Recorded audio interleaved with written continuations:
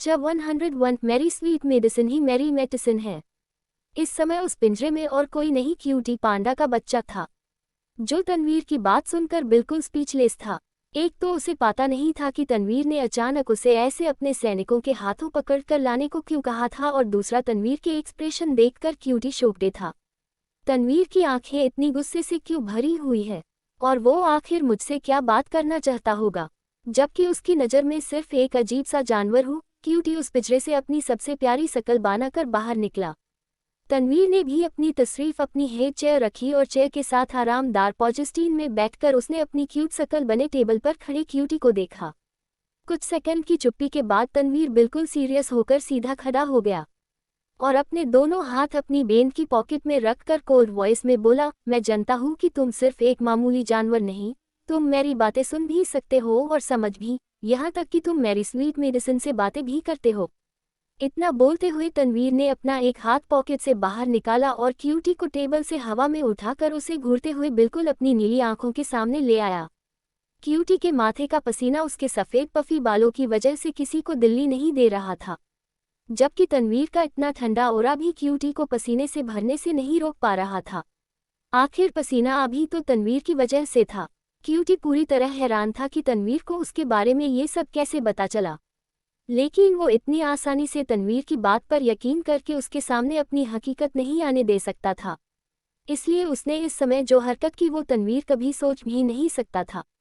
Cutie ने अपना चेहरा पहले से भी ज़्यादा क्यूट बनाया और उसके हाथ पर अपने दोनों बैठों को लपेटकर उसने सच के किसी पांडा की तरह तनवीर के हाथ पर बाथरूम कर दी। जैसे ही तनवीर को क्यूटी की हरकत के बारे में एहसास हुआ, उसकी आंखों में गुस्से की लहर दौड़ पड़ी। उसने बिना देर किए क्यूटी को बिना कोई चोट पहुंचाए अपने गुस्से को कंट्रोल करते हुए उसे टेबल पर उतार दिया और अपने गीले हो चुकी हाथ की बाजी को झटक कर गुस्से से बोला, क्यूटी ये क्या बदतमीजी है, how disgusting is this. Tanveer ने ये बोलते हुए तुरंत अपनी शर्ट को अपने बदन से दूर किया और गुस्से से बोला, तुम्हारी इस हरकत से मैं तुम्हें जान से मार सकता हूँ, लेकिन मैं अपनी स्वीट मेडिसिन को ऐसा करके हॉट नहीं कर सकता। लेकिन गलती से भी ऐसी हरकत दोबारा करने की कोशिश मत करना, क्योंकि मैं जानता हूँ कि तुम ऐसी हरकत करके खुद को सिर्फ एक मामूली जानवर दिखाना चाहते हो। तनवीर ने अपने साथ पर टेबल पर रखा पानी उड़ेल दिया और क्यूटी की गर्म हरकत की साफ करने लगा। मैं तुम्हें बस इतनी वार्निंग दे रहा हूँ कि तुम गलती से भी मेरी स्वीट मेडिसिन को इस दुनिया से बाहर जाने का रास्ता नहीं बताओगे, वरना तुम मेरे बारे में सब जान ही चुके हो, तो तुम्हें ये भी पता होगा कि मेरी बात ना मानने का नतीजा क्या हो सकता है।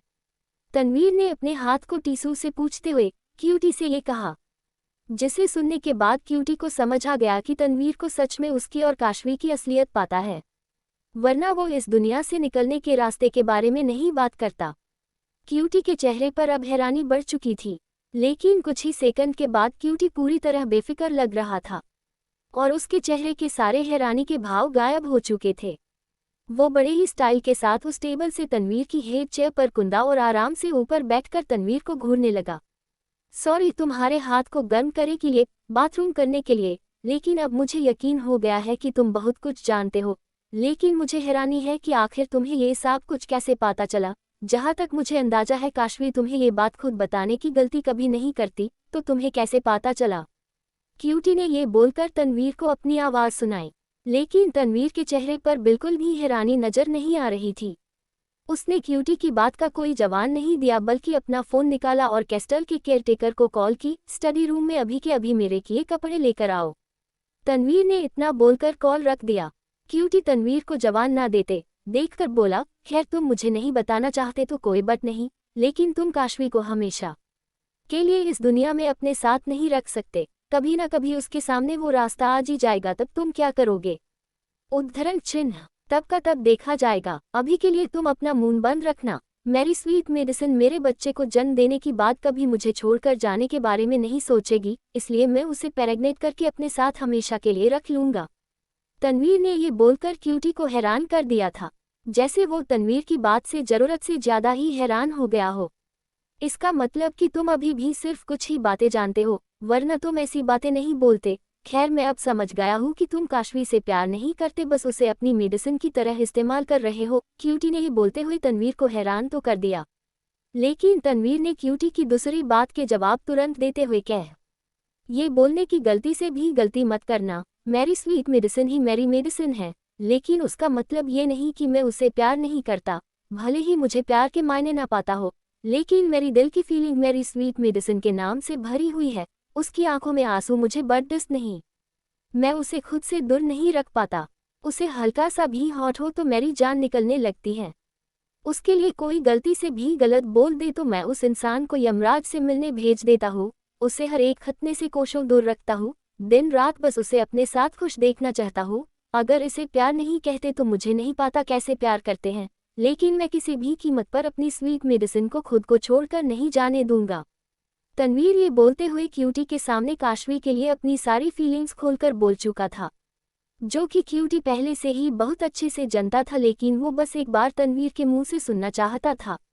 क्यूटी ने तनवीर की बात सुनकर एक मिस्टीरियस स्माइल की और ताली बजाते हुए बोला, तनवीर तुम जो काशवी के लिए फील करते हो वो तो प्यार से भी बढ़कर है, खासकर उसे खुद से दूर ना जाने देने की बात को लेकर। क्यूटी को तनवीर की फीलिंग्स जानकर बहुत खुशी हो रही थी। आखिर आजकल जहां लोग अपने ईगो, लड़ाई, परिवार, जाति या किसी भी मजबूती के चलते उस इंसान को छोड़ देते हैं जिनसे वो प्यार करते हैं, लेकिन तनवीर तो काशवी को अपनी पूरी दुनिया बना चुका था, और वो अपनी पूरी दुनिया को खुद से दूर कैसे कर सकता था। क्यूटी ने अपनी बात को जारी रखकर तनवीर से आगे कहा, तुम्हारी फीलिंग काशवी के लिए जो है वो शायद काशवी को एक दिन इस दुनिया से वापस जाने भी ना दे, लेकिन तुम इन सब के बीच में सबसे जरूरी बात भूल चुके हो। तुम्हारा बड़ा जुड़वा भाई निर्भीत, जो काशवी के लिए सबसे बड़ा खतरा है, और तुम उससे काशवी को बचा नहीं पाओगे। जब 102 रोमांटिक सॉरी विद किस। तनवीर क्यूटी की बात सुनकर उसे घूर रहा था, लेकिन वो मन ही मन जानता था कि क्यूटी ने जो कुछ भी कहा वो पूरी तरह गलत नहीं था। निर्भीत से तनवीर एक बार भी नहीं मिला था, लेकिन निर्भीत भी फायर पैशन की ताकत और कमजोरी के साथ पैदा हुआ था, जो कि तनवीर से बड़ा होने के कारण तनवीर से ज्यादा पावरफुल था। निर्भीत मुझसे ज्यादा पावरफुल जरूर है, और हो सकता है मैं उसे सच में हरा ना पाऊं, लेकिन निर्भीत से काशवी को तब तक कोई खतरा नहीं जब तक निर्भीत काशवी के साथ इंटीमेट रिलेशन नहीं बना लेता। और ये तुम भी जानते हो कि निर्भीत को ऐसा करने के लिए पहले काशवी के दिल को उसके लिए धड़कना होगा। अगर उसने बिना काशवी की मर्जी के उसे छुआ भी तो वो उसका अंजाम अच्छे से जानता है। तनवीर ने ये बोलते हुए अपनी बॉडी देखी और टिश्यू पेपर से बॉडी पर पड़े पानी के छींटे पोंछने लगा। क्यूटी तनवीर की बात सुनकर किसी सोच में खो चुका था, जैसे उसे पता ना हो कि निर्भीत काशवी के साथ जबरदस्ती क्यों नहीं कर सकता। तनवीर ने अपने आप को मिरर के सामने खड़ा किया और क्यूटी से आगे बोला, मेरी स्वीट मेडिसिन को मेरे अलावा और कोई नहीं छू सकता, क्योंकि उसका दिल सिर्फ मेरे लिए धड़कता है। इसलिए निर्भीत को मैं नहीं हरा सकता, लेकिन मेरी स्वीट मेडिसिन उस निर्भीत की मौत का रीजन जरूर बनेगी। क्यूटी तनवीर की बात सुनकर अपनी सोच से बाहर आया, और अचानक से उसके दिमाग में कुछ तेज तस्वीरों के साथ अजीब अजीब से किस्से दिखने लगे, जैसे क्यूटी इस समय किसी फिल्म का ट्रेलर देख रहा हो। वहीं दूसरी तरफ काशवी तनवीर की स्टडी रूम के बाहर कुछ सोचते हुए खड़ी हुई थी। मुझे कुछ भी करके तनवीर को माखन लगाना होगा कि वो मुझे महादेवपुर राज्य वापस जाने दे, तभी मैं मोहिनी से मिलकर मॉम के असली अपराधी और प्रिंसेस काशवी के असली पिता का पता लगा पाऊंगी। लेकिन मुझे डर है कि तनवीर मुझे वापस नहीं जाने देगा, खासकर अब जब उसके दिल में ये डर बैठ गया है कि मैं उसे छोड़कर अपनी दुनिया में रास्ता मिलते ही छोड़कर चली जाऊंगी। काशवी दरवाजे की पार खड़ी ये सोच ही रही थी कि तभी वहां एक मेड आई, जिसके हाथ में तनवीर के लिए कपड़े थे, जिसे तनवीर ने कुछ देर पहले कॉल करके मंगवाए थे। काशवी ने उस मेड के हाथ में कपड़े देखे और उसके हाथ से वो कपड़े लेकर उस मेड को वहां से चलता किया। काशवी ने बिना डोर नॉक किए डोर ओपन किया और रूम के अंदर आ गई, जहां तनवीर शर्टलेस था और क्यूटी को पानी पिला रहा था। काशवी के ऐसे अचानक रूम के अंदर आने से तनवीर हल्का सा चौंक गया। एक तो उसे अपनी स्वीट मेडिसिन को वहां देखने की उम्मीद नहीं थी, ऊपर से टेबल पर रखा उस लोहे के पिंजरे ने अगर गलती से भी काशवी का ध्यान अपनी तरफ खींच लिया तो काशवी को ये समझने में टाइम नहीं लगेगा कि वो पिंजरा और क्यूटी वहां कैसे लाए गए होंगे। तनवीर ने तुरंत काशवी के सामने खड़ा होकर क्यूटी और उस पीछे को अपने पीछे छिपा लिया। काशवी तनवीर को ऐसे खुद के सामने शर्टलेस खड़ा देखकर हैरान तो थी, लेकिन तनवीर को ऐसे देखकर वो अचानक से नर्वस भी फील करने लगी थी। तनवीर को देखकर तो बिल्कुल नहीं लगा था कि ये अब भी मुझसे गुस्सा है। क्या मैं इसी टाइम तनवीर से जाने की बात बोल दूं या फिर? काशवी तनवीर को देखते हुए इतना सोच ही रही थी कि उसके कानों में तनवीर की आवाज पड़ी, स्वीट मेडिसिन, तुम मेरे कपड़ों से साथ यहाँ क्या कर रही हो? क्या किसी ने तुम्हें ये कपड़े मेरे पास लाने को तुमसे कहा था? रुको, मैं अभी सभी सर्वेट की खबर लेता हूँ। आखिर उनकी हिम्मत कैसे हुई मेरे स्वीट मेडिसिन से काम करवाने की। तनवीर को लगा कि मीर ने काशवी को वो कपड़े देकर अपना काम काशवी से करवाया था। तनवीर की बात सुनकर काशवी के चेहरे पर मुस्कान आ गई और वो तनवीर को शांत करवाते हुए बोली, रुको रुको, ऐसा कुछ नहीं जैसा तुम सोच रहे हो। किसी ने मुझसे ये काम करने की नहीं कहा, बल्कि मैं खुद ये कपड़े मीर के हाथ से लेकर आई हूँ। आज मेरी वजह से तुम्हें बहुत हॉट हुआ, इसलिए मैं तुमसे सॉरी बोलना चाहती थी। उद्धरण चिन्ह। तनवीर काशवी की बात सुनकर उसे देखता ही रह गया। काशवी ने तनवीर के करीब आकर उसके दिल पर हाथ रखा और अपनी गर्दन हल्की सी ऊपर की तरफ उठाकर अपनी बड़ी बड़ी आंखों में हल्की नमी दिखाते हुए तनवीर से बोली, मेरी वजह से तुम्हारे दिल में आज बहुत दर्द हुआ, लेकिन आज तुमने मुझे इतनी बड़ी बात बता दी कि मैं ये बिल्कुल भूल गई कि तुम कैसे मेरी दूसरी दुनिया से आने की बात को सहन करके मुझे अब तक खोने से डर रहे होंगे। मुझे मेरी हैरानी और कन्फ्यूजन के आगे तुम्हारी परेशानी और दर्द महसूस ही नहीं हुआ। प्लीज़ मुझे माफ़ कर दो। काशवी ने ये बोलते हुए तनवीर के गले लग गई और रोते हुए आगे बोली, ये सच है कि मेरा दिल तुम्हारे नाम से भरा हुआ है। मुझे नहीं पता मुझे इतनी जल्दी तुमसे इतना ज़्यादा प्यार कैसे हो गया, लेकिन उतना ही बड़ा सच ये भी है कि मैं तुमसे कितना ही प्यार क्यों ना कर लूँ। मैं इस दुनिया की नहीं हूँ, इसलिए मुझे एक ना एक दिन यहाँ से वापस जाना होगा, लेकिन जब तक मैं यहाँ हूँ मैं तुम्हें खोने के बारे में सोच भी नहीं सकती। प्लीज़ तुम मुझसे गुस्सा मत होना, क्योंकि मुझे मानना नहीं आता। तनवीर एक भूत की तरह खड़ा काशवी की सारी बातें सुन चुका था और अब उससे और ज़्यादा बरसात नहीं हो रहा था। उसने काशवी को खुद से दूर किया और उसके चेहरे को अपने हाथों में भरकर उसकी आंसू भरी आंखों में देखने लगा। स्वीट मेडिसिन, मैं तुमसे कभी गुस्सा नहीं हो सकता, लेकिन तुम अब मुझे जरूर गुस्सा दिला रही हो। तुम्हें पता है मैं तुम्हारे आंसू नहीं देख सकता, तो तुम प्लीज़ रोना बंद करो, मुझे ये आंसू बर्दाश्त नहीं हो रहे हैं। तन्वी ने इतना बोलकर काशवी के आंसुओं को होठों से छू लिया, जिससे काशवी की आंखों से आंसू तनवीर के होठों से जा मिले। तनवीर ने अपनी जीभ से अपने होठों को लिक किया और काशवी के होठों के बेहद करीब होकर घिरे से कहा, sweet medicine, I am also sorry तुम्हारे इन आंसुओं की वजह बनने के लिए। इतना बोलते हुए तनवीर ने काशवी के होठों को अपने होठों से छू लिया। आज का दिन काशवी के लिए बहुत से रहस्य से पर्दा उठाने वाला साबित हुआ था, लेकिन काशवी अभी ऐसे कई रहस्य अभी तक बेखबर थी जिसे तनवीर भी नहीं जानता था। काशवी की बॉडी में ऐसा क्या था जो तनवीर और निर्भीक दोनों को एक दूसरे के सामने खड़ा कर रही थी, ये तो किसी को भी पता नहीं था। लेकिन अब काशवी तनवीर को हॉट करने से डरने लगी थी। तनवीर ने काशवी के होठों को बिना खुद से दूर किया उसे पूरी तरह अपनी मजबूत बाजुओं में भर लिया। काशवी तनवीर की शर्ट लेस बॉडी को महसूस कर पा रही थी और उसके दोनों हाथ तनवीर के बालों में मजबूती से कसे हुए थे। मैंने अपने टायरेंट किंग के गुस्से को तो दूर कर दिया, लेकिन मैं इससे कैसे पूछी कि मुझे वापस महदेपुर राज्य जाना है। काशवी तनवीर को किस करते हुए ये सोच रही थी। वही क्यूटी जो ये सब बातें सुन रहा था। तनवीर और काशवी को करीब होता देख उसने अपना चेहरा दीवार की तरफ घुमा लिया और पानी पीते हुए खुद से बोला, तनवीर सच में काशवी को इस दुनिया में रोकने के लिए उसे प्रेग्नेट करने की सोच रहा है, मगर ऐसा करके वो निर्भित को और भड़का देगा। भले ही निर्भित काशवी के साथ जबरदस्ती नहीं कर सकता, लेकिन वो कभी भी तनवीर को काशवी के साथ बच्चा पैदा नहीं करने देगा, फिर चाहे उसे काशवी को जान से ही क्यों न मरवाना पड़े। 103 गुड मॉर्निंग हनी। शाम ढलने को आई थी और तनवीर और काशवी एक दूसरे में खोए हुए थे। होठों का मिलन अभी भी जारी था और सांसें दोनों की उखड़ चुकी थी, लेकिन इतने पर भी तनवीर काशवी की हेल्थ का ध्यान रखते हुए एक तो उसे गहरी सांसें भरने का समय दे रहा था और दूसरा वो काशवी को छू जरूर रहा था, बट इंटीमेट होने से खुद रोक कर रखे हुए था। वही क्यूटी बेचार पे उन दोनों के रुकने का इंतजार करते हुए वही दूसरी तरफ अपना चेहरा किए हुए सो चुका था। कितनी ही बड़ी अच्छी या पूरी सिचुएशन क्यों ना हो, पांडा अपनी आदत और शारीरिक बनावट की वजह से नींद के आगोश में जल्दी चले जाते थे। वहीं दूसरी तरफ सिकंदर आरती जी की उनके कमरे में आराम करने के किए छोड़ आया था और सोम की लाश से उसके कुछ बाल रख लिए थे, काशवी और सोम का दान टेस्ट करवाने के लिए।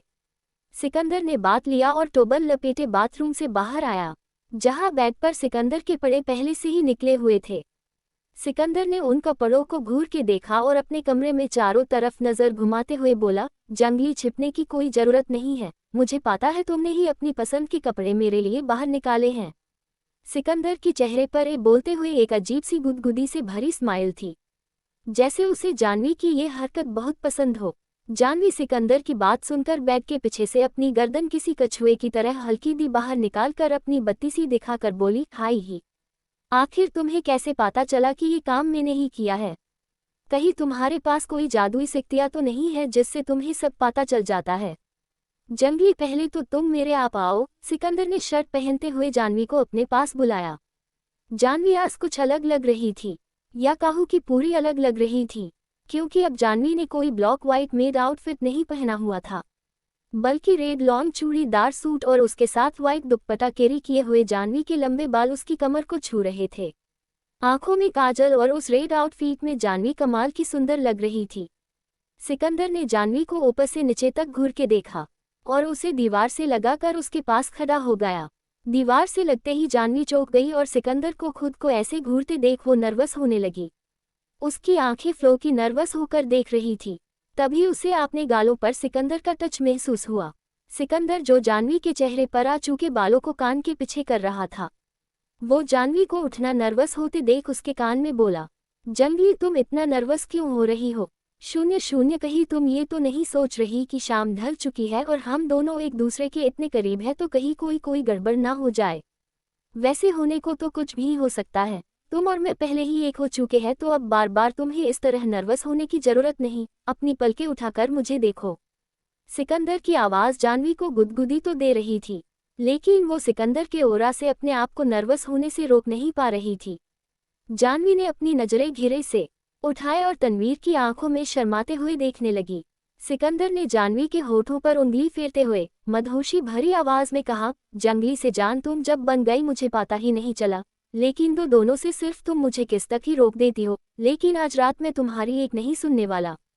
सिकंदर इतना बोलते हुए जानवी के होठों को अपने होठों से छू ही रहा था कि जानवी ने अपने होठों और सिकंदर के होठों के बीच अपनी हथेली रख दी और अपनी बड़ी बड़ी आंखों की टिमटिमाकर बोली, मॉन्स्टर, आज भी सिर्फ किस ही मिलेंगी। तुम तो जानते हो ना, मैं तुम्हारे कमरे से अगर देर में बाहर निकलती हूँ तो दीप्ति अपने सवालों की किताब लेकर मेरे पीछे पड़ जाती है। इतनी देर तक क्या कर रही थी? तुम दोनों ने क्या बातें की? कितनी बार लाइन क्रॉस हुई? एक ये सब मैं नहीं जानता दीप्ति, और तुम फ्रेंड्स हो तो तुम उसके सवालों को कैसे हैंडल करती हो ये तुम्हारा सर दर्द है। इसके लिए मैं क्यों भूखा रहूं? मैं आज रात पूरा खाना खाकर ही रहूंगा। अगर तुम्हें दीप्ति के सवालों से बचना है तो तुम मेरी बात मानो और अपनी जिद छोड़कर मेरे रूम में शिफ्ट हो जाओ। उसके बाद अगर हम दोनों के बीच कुछ नहीं भी होगा तब भी सब वो ही समझेंगे जो वो समझना चाहते होंगे।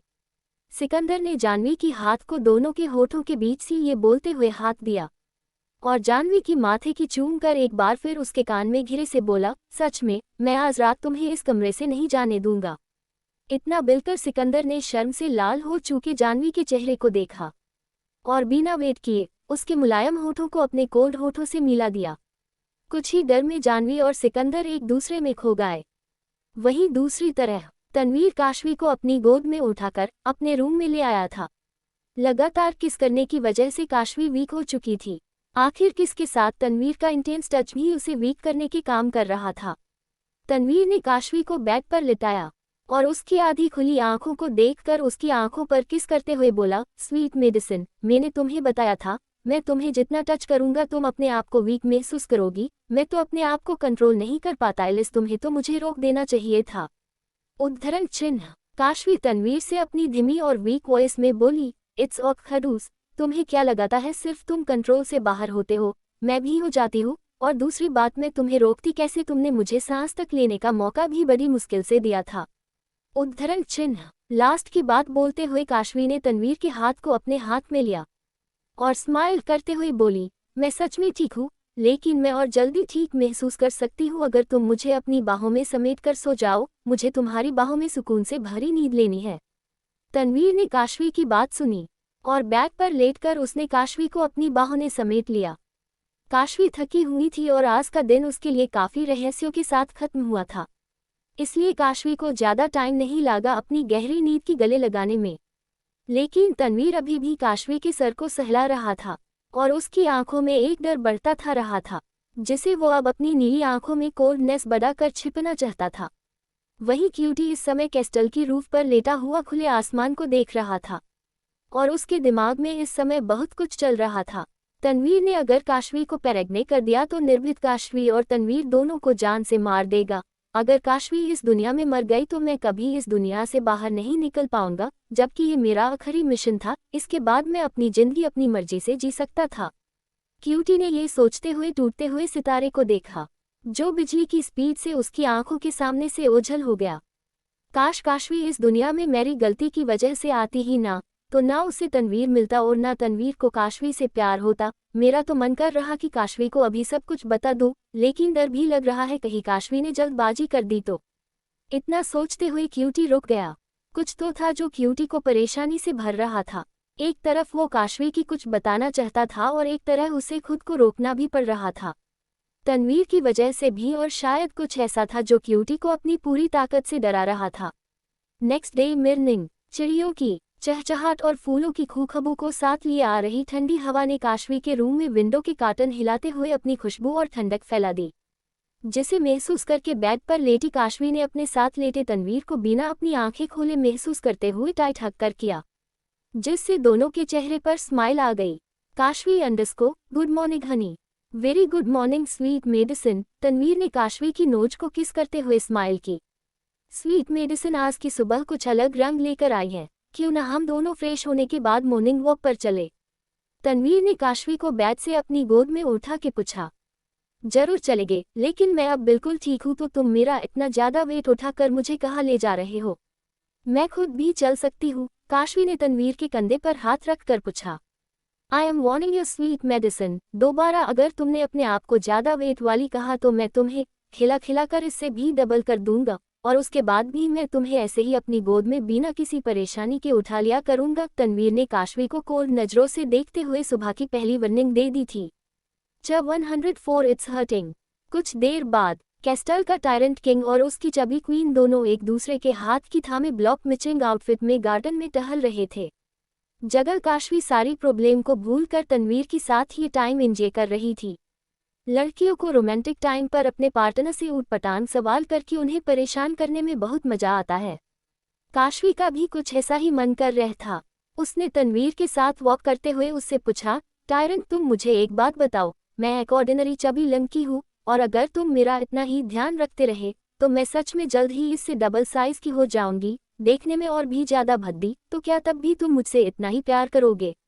नहीं, अगर तुम सच में इतने से डबल साइज की हो गई तो मैं तुम्हें इतना प्यार नहीं करूंगा जितना अभी करता हूँ, क्योंकि मेरी फीलिंग्स तुम्हारे लिए सिर्फ बढ़ रही है और आने वाले टाइम में भी बढ़ती ही रहेंगी। और गोल मटोल होने से कोई भद्दी नहीं हो जाता, बल्कि किसी गोल मटोल बच्चे की तरह क्यूट हो जाता है। मैं तो चाहता ही हूँ कि तुम मेरी स्वीट मेडिसिन से गोल मटोल मेडिसिन बन जाओ। तनवीर इतना बोलते हुए अचानक चुप हो गया और काशवी की तरफ घूर के देखकर आगे बोला, रोको, अभी अभी तुमने खुद को भद्दी कहना लगाता है। तुम मेरी वार्निंग इतनी जल्दी भूल गई? तुम जानती हो ना, मैं किसी के मुंह से भी तुम्हारे लिए इंसल्ट से भरे वर्ड नहीं सुन सकता, फिर वो मुंह मेरी खुद की स्वीट मेडिसिन का ही क्यों ना हो। तनवीर ने ये बोलते हुए काशवी को अपनी नीली आंखों में भरी कोल्डनेस से देखा और साथ ही उसका गोल मटोल गाल को खींचने लगा। काशवी अंडरस्को इट्स हर्टिंग, छोड़ो मेरे चिक को। अपने गाल को मसलते हुए तनवीर को घूर के देखने लगी। दोबारा मुझे तुम्हारे मुंह से ये सारे वर्ड सुनाई नहीं देने चाहिए, अदरवाइज। तनवीर इतना बोलते हुए चुप हो गया क्योंकि काशवी की आंखों में नमी आ चुकी थी। तनवीर ने तुरंत काशवी की अपने करीब खींचा और उसे गले से लगाकर पैनिक होते हुए बोला, सॉरी सॉरी स्वीट मेडिसिन, लेकिन तुम प्लीज रोना मत, मैं तो बस तुम्हें टीज कर रहा था। मुझे नहीं पता था तुम छोटे बच्चे की तरह रोने लग जाओगी। Sorry my crying baby. Tanveer ने लास्ट की बात काशवी को चिढ़ाते हुए कही थी, जिसे सुनकर काशवी स्माइल करते हुए तनवीर से दूर हुई और अपने आंसू पोंछे हुए बोली, मुझे नहीं पता था मेरा टायरेंट किंग मेरे कुछ आंसू की वजह से इतनी जल्दी सॉरी बोल देगा। वैसे ये तो सच है कि लड़कियों की आंसुओं में वो ताकत होती है जो लड़कों से बड़ी बात मनवा सकते हैं, लेकिन आज मैंने देख भी लिया। स्वीट मेडिसिन, तुम शायद ये भूल रही हो कि लड़के भी सिर्फ उनके आंसुओं के आगे झुकते हैं जिनसे वो प्यार करते हैं, फिर चाहे वो किसी भी रिश्ते में क्यों ना हो, वाइफ हो, बहन या फिर माँ। और मेरे लिए तो तुम ही सब कुछ हो, तो तुम्हारे सामने झुकने के लिए मैं कभी भी पीछे नहीं हट सकता जब तक तुम खुद को हॉट या इंसल्ट ना करो। तनवीर ने ये बोलते हुए काशवी की तरफ हल्का झुककर उस गाल पर किस कर लिया जिसे उसने खींचा था। काशवी बर्श करते हुए आगे भागने लगी। तभी उसे अचानक से कुछ ख्याल आया।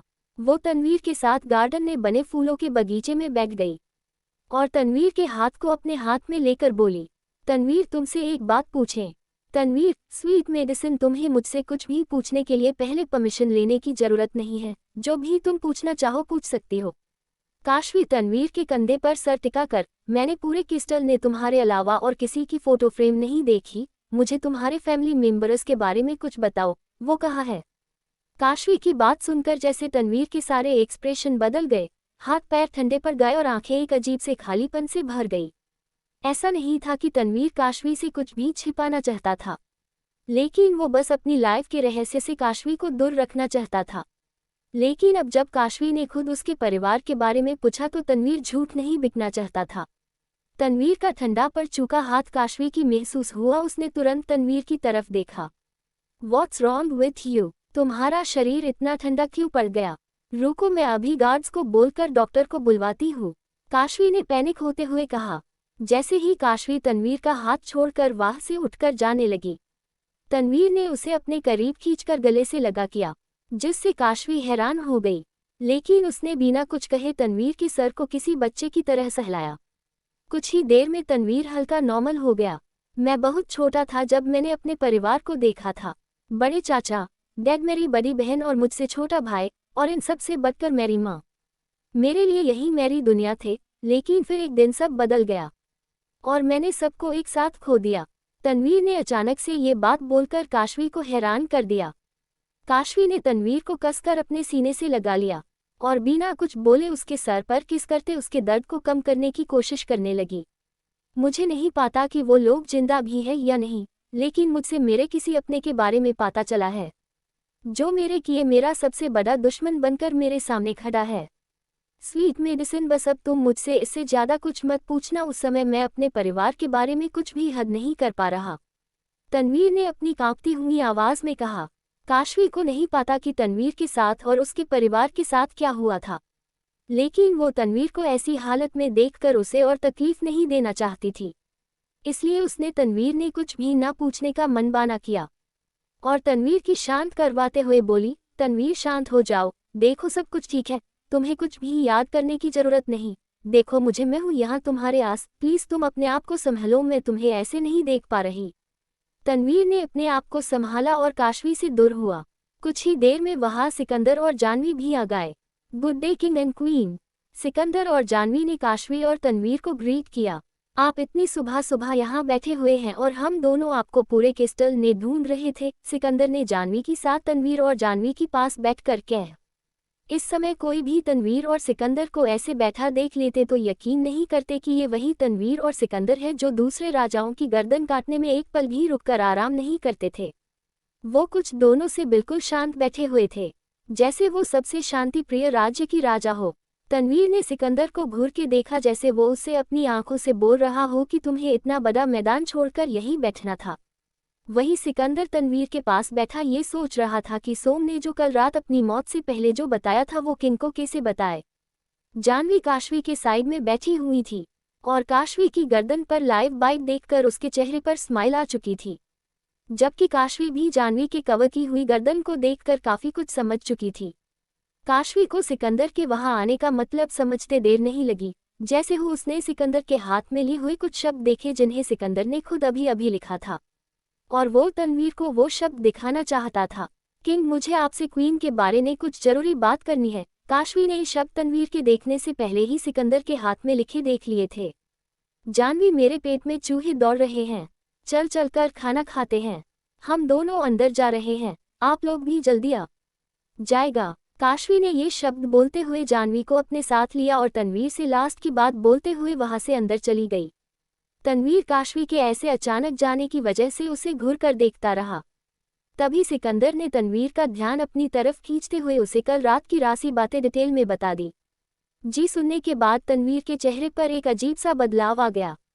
हालांकि वो जानता था कि दान टैक्स करवाने से रिजल्ट निगेटिव ही आएगा, लेकिन उसे आरती जी के किए बुरा लग रहा था और वो नहीं चाहता था कि काशवी, जिसे इस दुनिया में अपनी मॉम बोलती है, उसके साथ गलत करने वाला इंसान खुलेआम आज़ाद घूमता रहे। कुछ भी करके पता लगाओ कि आखिर आरती जी के साथ क्या, कैसे और कब इतना बड़ा धोखा हुआ। सोम की मौत से ये राज दब नहीं सकता, कोई ना कोई तो होगा जो इस बारे में जरूर जानता होगा। तनवीर सिकंदर से ये बोलते हुए कुछ सोच में लग रहा था। तभी तनवीर एकदम से सिकंदर बोला, जल्द से जल्द सोम की दूरी पत्नी मोहिनी और उसकी बेटी अलीशा को मेरे सामने लेकर आओ, मुझे पूरा यकीन है मोहिनी को जरूर पता होगा। सिकंदर ने ये सुनकर अपनी गर्दन हाँ में हिलाई और वहां से जाने लगा, लेकिन तभी वो अचानक से रुका और पीछे मुड़ कर तनवीर से बोला, योर मेजेस्टी, आपको अब क्वीन से शादी कर लेनी चाहिए। जब 105 काला जादू। सिकंदर के बोले गए शब्द तनवीर को हैरानी सी भर गए। वो अपनी जगह से खड़ा हुआ और सिकंदर को घूरते हुए बोला, तनवीर, सिकंदर अचानक तुम मुझे शादी के लिए क्यों बोल रहे हो, जबकि तुम जानते हो मुझे इन सब बातों से कोई फर्क नहीं पड़ता। स्वीट मेडिसिन मेरी है, फिर ये 7 फेरे हो ना हो, वैसे भी मैं अपनी स्वीट मेडिसिन को अपने एनिमीज के सामने कभी नहीं आने दूंगा। सिकंदर ने तनवीर की कोल्ड वॉइस को सुनकर कहा, योर मेजेस्टी, आप जानते हो आपका सबसे बड़ा दुश्मन सिर्फ निर्भीत है, जो पहले से ही क्वीन इस कैस्टल में है, ये बात जानता है। तो फिर आप निर्भीत को कुरीन से शादी करके पीछे हटने पर मजबूर कर दीजिए। एक बार अपने क्वीन के साथ फेरे ले लिए तो निर्भीत कभी एक शादीशुदा क्वीन से शादी नहीं करेगा। अब सिकंदर को क्या पता कि निर्भीत काशवी से शादी करे या ना करे, उसे तो काशवी के साथ शारीरिक संबंध बनाकर अपने आप को फायर पोजीशन से बचाना है। तनवीर ने सिकंदर की बात का कोई जवाब नहीं दिया। तुम जाओ और अलीशा और मोहिनी को मेरे सामने लेकर आओ, तनवीर नई बात को बदलते हुए कह और वहां से क्रिस्टल के अंदर आ गया। वहीं दूसरी तरफ जानवी और काशवी दोनों ही दीप्ति को ढूंढते हुए उसके रूम में पहुंची, जहां वो कुछ खोई हुई सी सोफे पर बैठी थी और हाथ में एक गुलाब का फूल लिए एक एक करके उसकी पनखुड़ी जमीन पर तोड़ते हुए गिरा रही थी। वो बात करेगा, नहीं करेगा, करेगा, नहीं करेगा, ये शब्द दीप्ति की मुंह से सुनाई दे रहे थे, जिसे सुनकर काशवी और जानवी दबे कदमों से उसके पास खड़ी होकर उसे घूरने लगी। खोई खोई सी बैठी है और होठों पर सवाल है, लगाता है जैसे दीप्ति का दिल भी किसी के लिए धड़क उठा है। काशवी ने गिरे से जानवी के कान में फुसफुसाते हुए कहा। जानवी ने अपनी गर्दन हाँ में हिलाए और बोली, आपने बिल्कुल सही कहा, चलो पूछे आखिर कौन है वो खुशनसीब जिसने दीप्ति के फौलादी दिल को प्यार की लहर से ठंडा कर दिया है। जानवी और काशवी दोनों ने एक साथ दीप्ति को पीछे से जोर से चिल्लाते हुए डरा दिया। ओ उद्धरण चिन्ह। दीप्ति एकदम से चौंक उठी, जिसके चलते उसके हाथ से गुलाब का फूल नीचे गिर गया और वो हैरानी से काशवी और जानवी की देखने लगी। आप दोनों ने तो मेरी जान ही निकाल दी थी, कहीं मुझे हार्ट अटैक आ जाता तो मैं भूत बनकर आप दोनों का पीछा नहीं छोड़ती। दीप्ति ने काशवी और जानवी को ये बोलते हुए अपने आप को रिलैक्स किया। जानवी और काशवी ने दीप्ति को एक झटके से सोफे पर बैठाया और खुद उसके दोनों साइड बैठ गई। मेरी प्यारी दीप्ति, तुम ये बताओ कि तुम किसके ख्यालों में खोई हुई हो, कौन है वो खुशनसीब जो तुम्हें ये उलझन दे रहा है। काशवी ने दीप्ति से बड़े ही प्यार से पूछा। हाँ हाँ बताओ भाई, आखिर कौन है वो जो तुम्हारे हाथों में तलवार की जगह फूल दे चुका है। देखो शर्माओ मत, हमें सच सच बताओ, हम तुम्हारी मदद करने के लिए ही तो बैठे हैं, जानवी ने कहा। दीप्ति बात को बदलते हुए बोली, आप दोनों को ये क्या हो गया है, कैसी बहकी अजीब सी बातें कर रही हो, मुझे कुछ समझ नहीं आ रहा। मैं चलती हूँ, मुझे ट्रेनिंग करने जाना है। जानवी और काशवी ने तुरंत दीप्ति को रोका और उसे घूर के देखने लगी। तुम्हें झूठ बोलना बिल्कुल नहीं आता, तो तुम ये काम करो ही मत, सच सच बताओ कि कौन है वो लड़का और तुम बैठी बैठी ये काला जादू क्यों कर रही थी। काशवी ने सीरियस होकर कहा। काला जादू। दीप्ति ने ना समझी से ये शब्द दोहराए। जानवी दीप्ति के सर पर डपली मरते हुए इरिटेट होकर बोली, अरे पगलेट, ये जो तू यहाँ बैठी बैठी ये फूलजी पनखुड़ी जमीन पर गिरा कर कुछ बदबद रही थी ना, काशवी उसी काले जादू की बात कर रही है। आप दोनों इतनी आसानी से मेरा पीछा नहीं छोड़ने वाली ना। दीप्ति ने वापस सोफे पर हार मानकर बैठते हुए कहा। जब तुम्हें पता है तो क्यों फालतू में झूठ बोलने की कोशिश कर रही हो। अब जल्दी से बताओ कि आखिर पूरा मैटर क्या है, काशवी ने कहा। दीप्ति ने एक गहरी सांस ली और काशवी और जानवी को देखकर हल्का सा नर्वस होकर बोली, वो मुझे पहली बार किसी ने लड़की की तरह ट्रीट किया है। सच में कौन है वो, जानवी ने बीच में कहा। अरे जानवी, नाम तो पता चल ही जाएगा, पहले पूरा किस्सा तो सुनने दे, अब बीच में बिलकर डायस्टर्ब मत करना। दीप्ति तू अपनी बात बता, क्या हुआ था आज। काशवी ने जानवी को चुप करवा कर दीप्ति से बात को जारी रखने के लिए कहा। मैं नई लड़कियों को ट्रेन कर रही थी कि अचानक मेरे पैर में मोच आ गई, तभी डेनिश वहां आया और उसने बिना कुछ सोचे समझे मुझे अपनी गोद में उठा किया और मुझे नर्सिंग डिपार्टमेंट में ले जानकर मेरे पैर की मोच को ठीक किया। दीप्ति इतना बोलते हुए शर्माने लगी। अरे दीप्ति, उसमें कहीं भी ये साबित नहीं होता कि दानिश ने तुझे लंकी समझा है। उसने तो सिर्फ तेरी मदद की थी। अगर तेरी जगह और कोई लंकी भी होती तब भी शायद दानिश यही करता। मगर मैं हैरान हूं कि तुझे दानिश की ये घंटी कैसे बज सकती है। मेरे मॉन्टेस्टर सिकंदर ने बताया था कि दानिश लड़कियों के मामले में उनसे भी ज्यादा कच्चा है, तो उसकी तरफ से तो तुम्हें लेकर कोई फीलिंग्स हो ही नहीं सकती। जानवी ने एक बार फिर बीच में बोलते हुए दीप्ति की गुस्सा दिला दिया था। मुझे पता है कि दानिश लड़कियों के मामले में कच्चा है, लेकिन मैंने ये कब कहा कि मुझे उससे प्यार हो गया या फिर वो मुझसे प्यार करे। मैं तो इसलिए खुश थी कि दानिश ने मेरी चोट को ठीक करते हुए मुझसे कहा था कि मैं अपना अच्छे से ध्यान रखा करूं, और मेरे हाथ पर उसने अचानक से किस भी की थी। दीप्ति ने लास्ट की बात बोलते हुए अपनी आवाज में एक सॉफ्टनेस महसूस की। दानिश ने तुम्हारे हाथ पर किस किया था? जानवी और काशवी दोनों एक साथ हैरानी से बोली। दोनों ही दानिश की पर्सनैलिटी के बारे में अपने अपने पार्टनर से जान चुकी थी। तनवीर की 5 लड़ाकू हथियारों में से एक डेनिश लड़कियों से दूर और दुश्मनों को अपनी तलवार की नोक पर रखता था। आज तक उसे किसी ने किसी लड़की से बात करते नहीं देखा होगा, यहाँ तक कि क्वीन काशवी से भी नहीं। 6.2 की हाइट और डेसिंग पर्सनैलिटी के साथ डेनिश का ओरा हमेशा कोल्ड रहता था। ऐसा इंसान अगर दीप्ति की केयर करे तो थोड़ा अजीब लगाता है, लेकिन दीप्ति की हाथ पर किस करना ये तो कोई गलती से भी मानने की सोच नहीं सकता। दीप्ति ने काशवी और जानवी की बात पर हामी भरी और बोली, हाँ, डेनिश ने मेरे हाथ पर किस किया था और उसके चेहरे पर एक स्माइल भी थी जो मैंने पहले कभी नहीं देखी।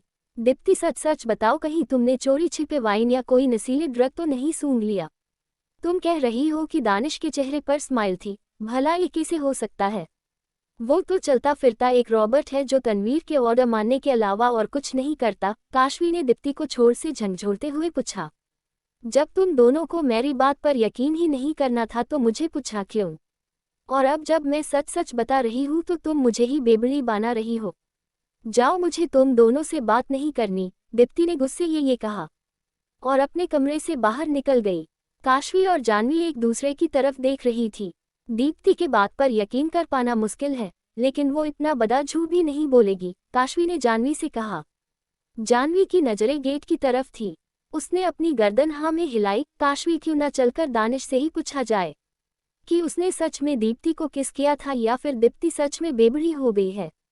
नहीं, डायरेक्ट पूछने से दानिश क्या कोई भी लड़का सच नहीं बताएगा। हमें कुछ और सोचना पड़ेगा, कुछ ऐसा जिससे दानिश की दिल में दीप्ति की किए क्या है ये पता चल जाए, काशवी ने डेविल स्माइल करते हुए कहा। 106 किडनैपिंग थे। समय की यात्रा तेजी से आगे बढ़ी। पूरे 2 हफ्ते बीत चुके। तनवीर के शिव कोटी किंगडम में उथल पुथल मची हुई थी। तनवीर के सभी गार्ड्स और उसके 5 लड़ाकू हथियार रूपेश, वीर, दानिश, सुलेमान, विजेश के साथ साथ सिकंदर भी पूरे किंगडम को अपनी कोल्डनेस से भर रहे थे। शहर भर में तनवीर की गार्ड्स की ब्लॉक कार्स और ब्लॉक सूट में गाइस भगते नजर आ रहे थे, जैसे उन सभी को तनवीर की किसी खास चीज की या यूं कहे कि तनवीर की स्वीट मेडिसिन की तलाश हो। पूरे किंगडम के बॉर्डर को ब्लॉक करवा दो, हर जगह अच्छे से देखो। 2 घंटे में क्वीन काशवी इस किंगडम से बाहर नहीं जा सकती, वो जरूर किसी मजबूती में होगी। अगर उन्हें कुछ भी हुआ तो तुम सब लोग जानते हो किंग के गुस्से की आग से ये पूरा शिव कोटी जलकर राख हो जाएगा। चेहरे पर टेंशन और फिक्र को न लाते हुए अपनी कोल्ड वॉइस में सिकंदर ने वहां खड़ी गार्ड्स की पूरी बटालियन को ये बोलते हुए काशवी की ढूंढ निकालने को कहा। तभी सिकंदर का फोन रिंग हुआ। सिकंदर ने स्क्रीन पर फ्लैश हो रहे नंबर को देखा और बिना एक भी सेकंड वेस्ट किए तुरंत फोन पिकअप किया। सिकंदर को हेलो बोलने तक का टाइम न देते हुए सामने से तनवीर की घबराहट से तड़फाती हुई आवाज आई, प्लीज टेल मी कि तुम्हें मेरी स्वीट मेडिसिन से मिल गई। तनवीर अपने किंग की आवाज सुनकर उसकी हालत का अंदाजा लगाते हुए मायूसी भरी आवाज में बोला, क्वीन जल्दी ही मिल जाएगी, हमारे सारे गार्ड्स इसी काम में लगे हुए हैं, आप प्लीज अपने आप को संभालिए किंग। तनवीर ने सिकंदर की बात सुनकर अपनी आवाज पर चुप्पी लगा दी और बिना कुछ बोले फोन रख दिया। मुझे इस समय किंग को संभालना होगा। क्वीन के मिलने तक किंग अपने अंदर दबाए बैठे गिल्ट के चिकते कहीं अकेले ही। खैर, मुझे अभी के अभी किंग के पास पहुंचा होगा। सिकंदर अपने फोन को घूरते हुए सिटी के बीचों बीच से निकलकर तनवीर के पास जाने के लिए निकल चुका था। पूरे राज्य में सभी लोग तनवीर के गुस्से से घबराए हुए थे। जबकि उन विचारों को तो ये भी नहीं पाता था कि तनवीर के गार्ड्स किसी ढूंढने की चक्कर में उसका घर, दुकान, ऑफिस सभी जगह छान कर देख रहे हैं। सिकंदर कार से नीचे उतरा, लेकिन वो पूरे रास्ते जानवी के फोन पर कॉल लगाता रहा और अभी भी उसका नंबर ही उसके फोन में डायल था। लेकिन हर बार सिकंदर को निराशा की मिल रही थी। The number you have dialled is currently switched off और आउट ऑफ नेटवर्क BPP के साथ कॉल डिस्कनेक्ट हो जाती थी। लेकिन सिकंदर तनवीर की स्वीट मेडिसिन और अपनी क्वीन को लेकर जितना परेशान था, उतना ही जानवी के फोन न लगने से परेशान था। मैरी जंगली और क्वीन के साथ साथ दीप्ति भी ना जाने किस हाल में होंगी। ऐसे कैसे वो अचानक से पूरे शिवकोटी राज्य से गायब हो सकती है। क्वीन को महदेपुर राज्य वापस जाना था, लेकिन किंग ने उन्हें नहीं जाने दिया। कहीं वो किंगडम से बाहर निकलकर जानवी और दीप्ति के साथ महदेपुर राज्य के लिए ही नहीं निकल गई। उद्धरण चिन्ह। सिकंदर एक हेलनिश मैंशन की तरफ अपने कदमों को बढ़ा कर ये सब सोच रहा था। सुबह से दोपहर हो चुकी थी, लेकिन काशवी, दीप्ति और जानवी का कहीं कुछ पता नहीं चल पाया था। इस समय तनवीर अपने सारे एक्सप्रेशन को दबाए उस अद बने खंड या कहे कि हेलनेस मैंशन में मौजूद था। सिकंदर भी उसके साथ एक कदम पीछे की तरफ जानवी के लिए अपनी फिक्र दबाए खड़ा हुआ था। तनवीर और सिकंदर दोनों ही इस समय अपने सामने घायल पड़े 3 लोगों को इमोशनलेस होकर देख रहे थे। मेरी लाइफ में मेरी स्वीट मेडिसिन के आने से बहुत कुछ शांत हो गया था। दूर दूर के किंग बिना किसी अटैक होने के डर को भूलकर अपना राज्य चला रहे थे। मगर ये शांति कुछ किंग्स को अच्छी नहीं लगी और उसे खत्म जीने के लिए तुम्हें यहाँ भेज दिया। मैंने कभी ये नहीं सोचे था कि उनकी इतनी हिम्मत बढ़ जाएगी कि वो मेरे राज्य में मेरे ही केस्टाक में अपने जासूस भेजने की गलती कर सकते हैं। अब तक तुम लोग मेरी नज़रों से बचे हुए जिंदा द, लेकिन अब तुम्हें भेजने वालों के साथ साथ तुम्हारी मौत भी मेरे हाथों होगी। तनवीर ने पहले ही उन तीनों जासूसों के ऊपर काशवी के नाम मिलने का गुस्सा उतार कर अधमरा बना दिया था। सिकंदर भी बिना कुछ बोले उन दिनों की मौत की तैयारी को आगे बढ़ाकर तनवीर की हाथ में गन देते हुए बोला, योर मेजेस्टी, इनकी सांसें रोककर इन्हें इस दुनिया से आज़ाद कर दीजिए। तनवीर ने उस गन को घूरते हुए अपने राइट हैंड में पकड़ा और उन तीनों की तरफ पॉइंट करके डेविल स्माइल करने लगा। वो तीनों अधमरी हालत में तनवीर के हाथ में अपनी मौत देखकर तड़फड़ाने लगे। किंग, हमें जिंदा रहना है, हमें मत मारिया, प्लीज हमें जाने दीजिए। उन तीनों ने जान की भीख मांगते हुए कहा। जाने दूँ? ठीक है, मुझे कोई एक वजह बताओ ताकि मैं तुम्हें जिंदा छोड़ दूँ। तनवीर ने गन के ट्रिगर पर अपनी उंगली रखकर गन की अनलॉक करते हुए कोल्ड एक्सप्रेशंस के साथ कहा। वो तीनों आदमी एक दूसरे की तरफ देखने लगे और अपनी जान बचाने की आखिरी कोशिश करते हुए उनमें से एक बोला, अगर आप हमें जिंदा छोड़ दो तो हम आपको बता सकते हैं कि आपकी क्वीन और उनके साथ की वो 2 लड़की इस समय कहाँ है। उस आदमी की बात सुनकर तनवीर और सिकंदर एक पल के लिए चौंक गए, लेकिन अगले ही पल सिकंदर आगे बढ़कर उस आदमी को झकझोरते हुए उससे बोला, तुझे पता है क्वीन और मेरी जानवी कहाँ है? तो जल्दी बता। वो आदमी सिकंदर को इतना इम्पेशेंट होते देखकर अपने पैन भरी आवाज में बोला, क्वीन और उनके साथ रहने वाली उन दोनों लड़कियों का किडनैप हुआ है, वो भी आपके कैस्टल में बनाई गई खुफिया सुरंग के जरिए जो सीधे कैस्टल के गार्डन में निकलती है। तनवीर की इतनी सख्त सिक्योरिटी के और उसका इतना ज्यादा खौफ होने के बाद भी किसी ने उसके ही कैस्टल में खुफिया सुरंग बनाए और काशवी के साथ साथ दीप्ति और जानवी को भी किडनैप कर किया। इतनी हिम्मत रखने वाला आखिर कौन हो सकता है? कंफ्यूज से सिकंदर और तनवीर के दिमाग में भी यही सवाल उठ रहा था। Who the hell is he? आखिर किसकी हिम्मत हुई कि वो अपनी मौत की ढिंढोरा पीटकर अपने पास बुला रहा है? उस कमीन का नाम बताओ मुझे, कौन से राज्य का राजा है? तनवीर ने उस पिस्टल की गोली को हवा में फायर करते हुए उस आदमी से पूछा। गोली की आवाज सुनकर एक बार के लिए तो जैसे उन तीनों जासूसों की ये सोचकर जान ही निकल गई कि कहीं वो गोली उनमें से किसी के सीने को चीरते हुए तो नहीं निकल गई। लेकिन जैसे ही उन्होंने डर से बंद हो चुकी अपनी आंखों को खोलकर देखा, उनकी रुक चुकी सांसें तेज से चलने लगी। उनमें से दूसरे आदमी ने तनवीर को दोबारा बात रिपीट करने का मौका ना देते हुए हड़बड़ाते हुए कहा, किंग, वो किसी राज्य का राजा नहीं है, पार्थिव नाम उसका। वो ऐसी बटेलियों का लीडर है जो उन लोगों को इकट्ठा करके बनी है जिसके राज्य को छीनकर और उनके परिवार को जान से मारकर आपने उनका सब कुछ छीन लिया। उसकी बटेलियों में आदमी नौजावर के साथ साथ वो रानियां भी हैं जिन्हें आपने उनके कैस्टल से बाहर निकाल दिया था। लोग उन्हें कोटे पर बिठाना शुरू कर चुके थे, इसलिए वो रानियां और राजकुमारियां उस विद्रोह की बटेली में शामिल होने लगी। पार्थिव, इसके बारे में पहले कभी नहीं सुना और उसकी किंग के साथ क्या दुश्मनी हो सकती है? सिकंदर ने उस आदमी से हैरानी से पूछा।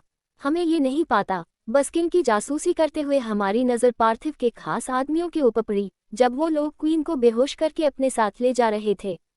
उस आदमी ने ये बोलते हुए तनवीर को देखा। तनवीर को सिकंदर को पार्थिव नाम के दुश्मन के बारे में कुछ भी पता नहीं था, लेकिन ये भी कम से कम उन्हें इतना पता था कि काशवी महदेपुर नहीं गई थी, बल्कि ऐसे लोगों के हाथों किडनैप हो चुकी थी जिसके परिवार के किसी न किसी सदस्य को तनवीर ने जान से मारा था। तनवीर की वजह से उस बटालियन में मौजूद हर एक इंसान ने नर्क का दर्द इस दुनिया में ही झेल लिया था। ऐसे लोगों से घिरे होने के साथ ही काशवी, जानवी और दीप्ति ना जाने कितनी भयानक मौत के करीब पहुंच चुकी थी। वहीं दूसरी तरफ सिटी के बीचों बीच गाइस के साथ साथ वीर, रूपेश, विजेश और सुलेमान हैरान नजर आ रहे थे, वो भी किसी और बात से नहीं, डेनिश के भयानक बदले हुए बिहेवियर को देखकर। दानिश पूरी सिटी का 2 बार चक्कर लगा चुका था, किसी भी गार्ड्स को सांस लेने तक का टाइम भी नहीं दे रहा था। दानिश, हम जानते हैं तू किंग के गुस्से के बारे में सोचकर इतना ज्यादा घबराया हुआ है, लेकिन ऐसे तो तू अपने आप को घबराहट और सांस न लेने की वजह से जान से ही मार देगा। रुककर थोड़ा देर सांस ले यार। डेनिश को जबरदस्ती रोकते हुए वीर ने उसे ये कहा। डेनिश की सांसें चढ़ी हुई थी, वो जोर जोर से हौंफते हुए वीर को अपनी आंखों की नमी छिपाकर कांपती हुई आवाज में बोला, सांस ले लो। मगर कैसे? क्वीन को और जानवी को ढूंढने के लिए पूरा शिव कोटि लगा हुआ है, लेकिन मेरी दीप्ति, वो कहाँ है? किसी को उसकी कोई फिक्र ही नहीं है। पता नहीं क्वीन के साथ है या कहीं अकेली मुसीबत में है। मुझे उसे ढूंढना ही होगा। दानिश ने ये बोलते हुए पागलों की तरह शहर में भागना शुरू कर दिया, जबकि दानिश की बात सुनकर वीर हैरानी से अपना मुंह खोले देखता रहा। उसे समझ ही नहीं आ रहा था कि आखिर दानिश कब से दीप्ति को मेरी दीप्ति बोलने लगा। वीर अपने होश में आया और दानिश की हक सोचकर उसके पीछे भागा। लगाता है मेरी नाक के नीचे दानिश को भी अपना लाइफ पार्टनर मिल गया और इसने मुझे बताया तक नहीं। 107 डार्क केव, सुनसान सा एक इलाका जहां दूर दूर तक तेज के टीलों किले सिवाय और कुछ नहीं दिखाई दे रहा था। देखने में ये कोई रेगिस्तान मालूम पड़ रहा था, जहां ऊंटों की लंबी कतारें चल रही थी, जिनकी पिठ पर हथियारों से लथपथ आदमी और कुछ औरतें बैठी नजर आ रही थी। एक साथ ही उन ऊंटों की कतार के बीच में एक बड़ा सा पिंजरा था जो पूरी तरह से काले कपड़े से ढका हुआ था। कोई नहीं जानता था उस पिंजरे में क्या था, लेकिन उन लोगों के चेहरे पूरी तरह नकाब से ढके हुए थे, सिर्फ काली आंखें नजर आ रही थी। लेकिन उन सभी की नजरें बारी बारी से उस पिंजरे पर नजरें रख रही थी और उनका सफर रेगिस्तान में आगे बढ़ रहा था। शाम ढलने को आई थी और रेगिस्तान की रात सब जगह से ज्यादा ठंडी मानी जाती है। कहते हैं रेगिस्तान में दिन जितना गर्म होता है, रात उतनी ही ठंड से भरी होती है। उन सभी लोगों का काफिला रेगिस्तान में बसे हुए एक रेत से घिरे पड़े खंडसी कैस्टल में आकर रुका, जो रेगिस्तान की रेत से ढका हुआ था। वो कैस्टल बाहर से जितना छोटा नजर आ रहा था, वो अंदर से उठना ही बड़ा था। उस कैस्टल के अंदर कई सारी गुफिया सुरंगें बनी हुई थी, जो उस जगह से मुसीबत पड़ने पर बाहर निकालने में काम आती थी। वो आदमी मिलकर उस काले कपड़े से ढके पिंजरे उस कैस्टल के अंदर के गए, साथ ही उनके सारे ऊँट भी कैस्टल में चले गए। उस पिंजरे को धकेलते हुए वो लोग एक अंधेरी से सुरंग में ले आए। करीब आधे घंटे के बाद उस सुरंग की पार करते हुए वो लोग उस पीछे को एक बंद काल कोठरी में ले आए, जहां रोशनी का नामो निशान नहीं था। अगर उन आदमियों के हाथ में ले रखी मसाल बूझ जाए तो उन लोगों के लिए उस अंधेरे के पार करके उस कोठरी से बाहर निकलना नामुमकिन हो जाता। कुछ देर बाद वहां कुछ आदमियों के साथ बड़े रौब से चकते हुए एक नौजवान आया, जिसके सिर पर सफेद मुलायम कपड़े की मोटी पग थी, लंबा और फिट शरीर जो ठंड से बचने के एक ये सेरमी मोटे कपड़ों से थका हुआ था। उस लड़के की उम्र 24 साल के करीब लग रही थी, लेकिन उसका चेहरा कवा था, जिसकी वजह से उसकी भूरी आंखें मसाल की आग से चमकती हुई नजर आ रही थी। उस लड़के को वहां आता देखकर वहां मौजूद सभी आदमियों ने अपना झुकाया, जैसे वो उसकी रिस्पेक्ट कर रहे हो। लीडर पार्थिव, आपने जैसा कहा था, हम उस तनवीर के नाम के नीचे से उसकी होने वाली वाइफ के साथ साथ 2 और लड़कियों को किडनैप करके ले आए। वो इस समय गुस्से से तिलमिला रहा होगा, आखिर हमने उसके मुंह पर इतना बड़ा तमाचा जो मारा है। एक आदमी ने अपना सीना ऊंचा करते हुए अपने सामने खड़े उस नौजवान से कहा। ये लड़का कोई और नहीं पार्थिव था, जिसने काशवी के साथ साथ जानवी और दीप्ति को भी किडनैप करवा किया था। 24 साल की उम्र में जो लड़का तनवीर जैसे टायरेंट और किल किंग के खिलाफ इतनी बड़ी बटालियन का लीडर बनकर खड़ा था, ऊपर से उसने तनवीर के नाम के नीचे से उसकी स्वीट मेडिसिन को किडनैप करवाने की जो हिम्मत दिखाई थी, वो कबीले तारीफ थी। पार्थिव ने उस आदमी को घूरा और उस पीछे के चारों तरफ चक्कर लगाते हुए बोला, वेल डन महेंद्र, तुमने आज मेरा दिल खुश कर दिया। बताओ तुम्हें क्या चाहिए। पार्थिव की आवाज में ये बोलते हुए एक खूनी जुनून साफ झलक रहा था। सामने खड़ा महेंद्र, जो पार्थिव का राइट हैंड था, उसने गुस्से से अपने दांतों में एक मिसमिसी महसूस करते हुए कहा, लीडर मुझे कुछ नहीं चाहिए, सिवाय उस कमीन तनवीर की लाश को अपनी आंखों के सामने देखने के अलावा मुझे और किसी चीज में खुशी नहीं मिल सकती। Patience Mahendra, patience. उस तनवीर के कैस्टल में सुरंग बनाकर जब हम उसकी होने वाली क्वीन को किडनैप कर सकते हैं, तो उसकी जिंदा बॉडी को लाश में बदलने में हमें जरा भी देर नहीं लगती। लेकिन ऐसा करने से वो एक बार ही मरता, उसे कभी हम में से या हमारे जितने भी साथी हैं उनमें से किसी के भी दर्द का अंदाजा कभी नहीं हो पाता। वो हमारी तरह कभी भी किसी अपने को खोने का दर्द नहीं झेल पाता, उसे कभी पता नहीं चलता कि किसी अपने की दर्दनाक मौत अपनी ही आंखों के सामने होते देखना कैसा लगाता है। But now he will suffer the pain of death, जब हम उसकी क्वीन को उसी की आंखों के सामने एक एक करके लोचेंगे। बस एक बार वो अपनी क्वीन को ढूंढते हुए यहाँ आ जाए, उसके बाद तुम सबको अपनी हवस मिटाने के लिए क्वीन के साथ साथ 2 लड़कियां और मिलेगी, जिनमें से एक सिकंदर की जान है। पार्थिव ने उस पिंजरे को घूरते हुए महेंद्र से या अब बातें बड़े ही किलर सनक के साथ कहा। ऐसा लग रहा था जैसे पार्थिव तनवीर के खिलाफ लोगों के गुस्से का हथियार अपने साथ लिए तनवीर की पिठ में खंजर मारने वाला था। पार्थिव ने महेंद्र के कंधे पर हाथ रखा और उसकी तरफ झुककर बोला, आज मैं तुम्हें एक बात बताता हूँ, प्यार और नफरत में एक बराबर ताकत होती है। अगर हम किसी से प्यार करते हैं तो उसके लिए अकेले ही पूरी दुनिया से लड़ने की ताकत अपने अंदर महसूस करते हैं और ज़रूरत पड़ने पर अपने प्यार के लिए अपनी जान भी दांव पर लगा देते हैं। और अगर हम किसी से नफरत करते हैं तो किसी भी कीमत पर नफरत के चलते हम सामने वाले को जान से मार सकते हैं। तुम सभी की तनवीर को लेकर जो नफरत है, वही हम सभी का बदला पूरा करने की सबसे बड़ी ताकत बनेगी। बस इस नफरत की ऐसे ही बनाए रखना। महेंद्र ने अपनी गर्दन हाँ में हिलाई। तभी पार्थिव उस पिंजरे पर डाले काले कपड़े को घूरते हुए बोला, बातें बहुत हो गई, इस पिंजरे के ऊपर से ये काला कपड़ा हटाओ ताकि मैं भी तो देखूं आखिर वो कौन सी बदनसीब लड़की है जिसे तनवीर ने अपनी जिंदगी बनाकर सबसे बचाने की जी तोड़ कोशिश की।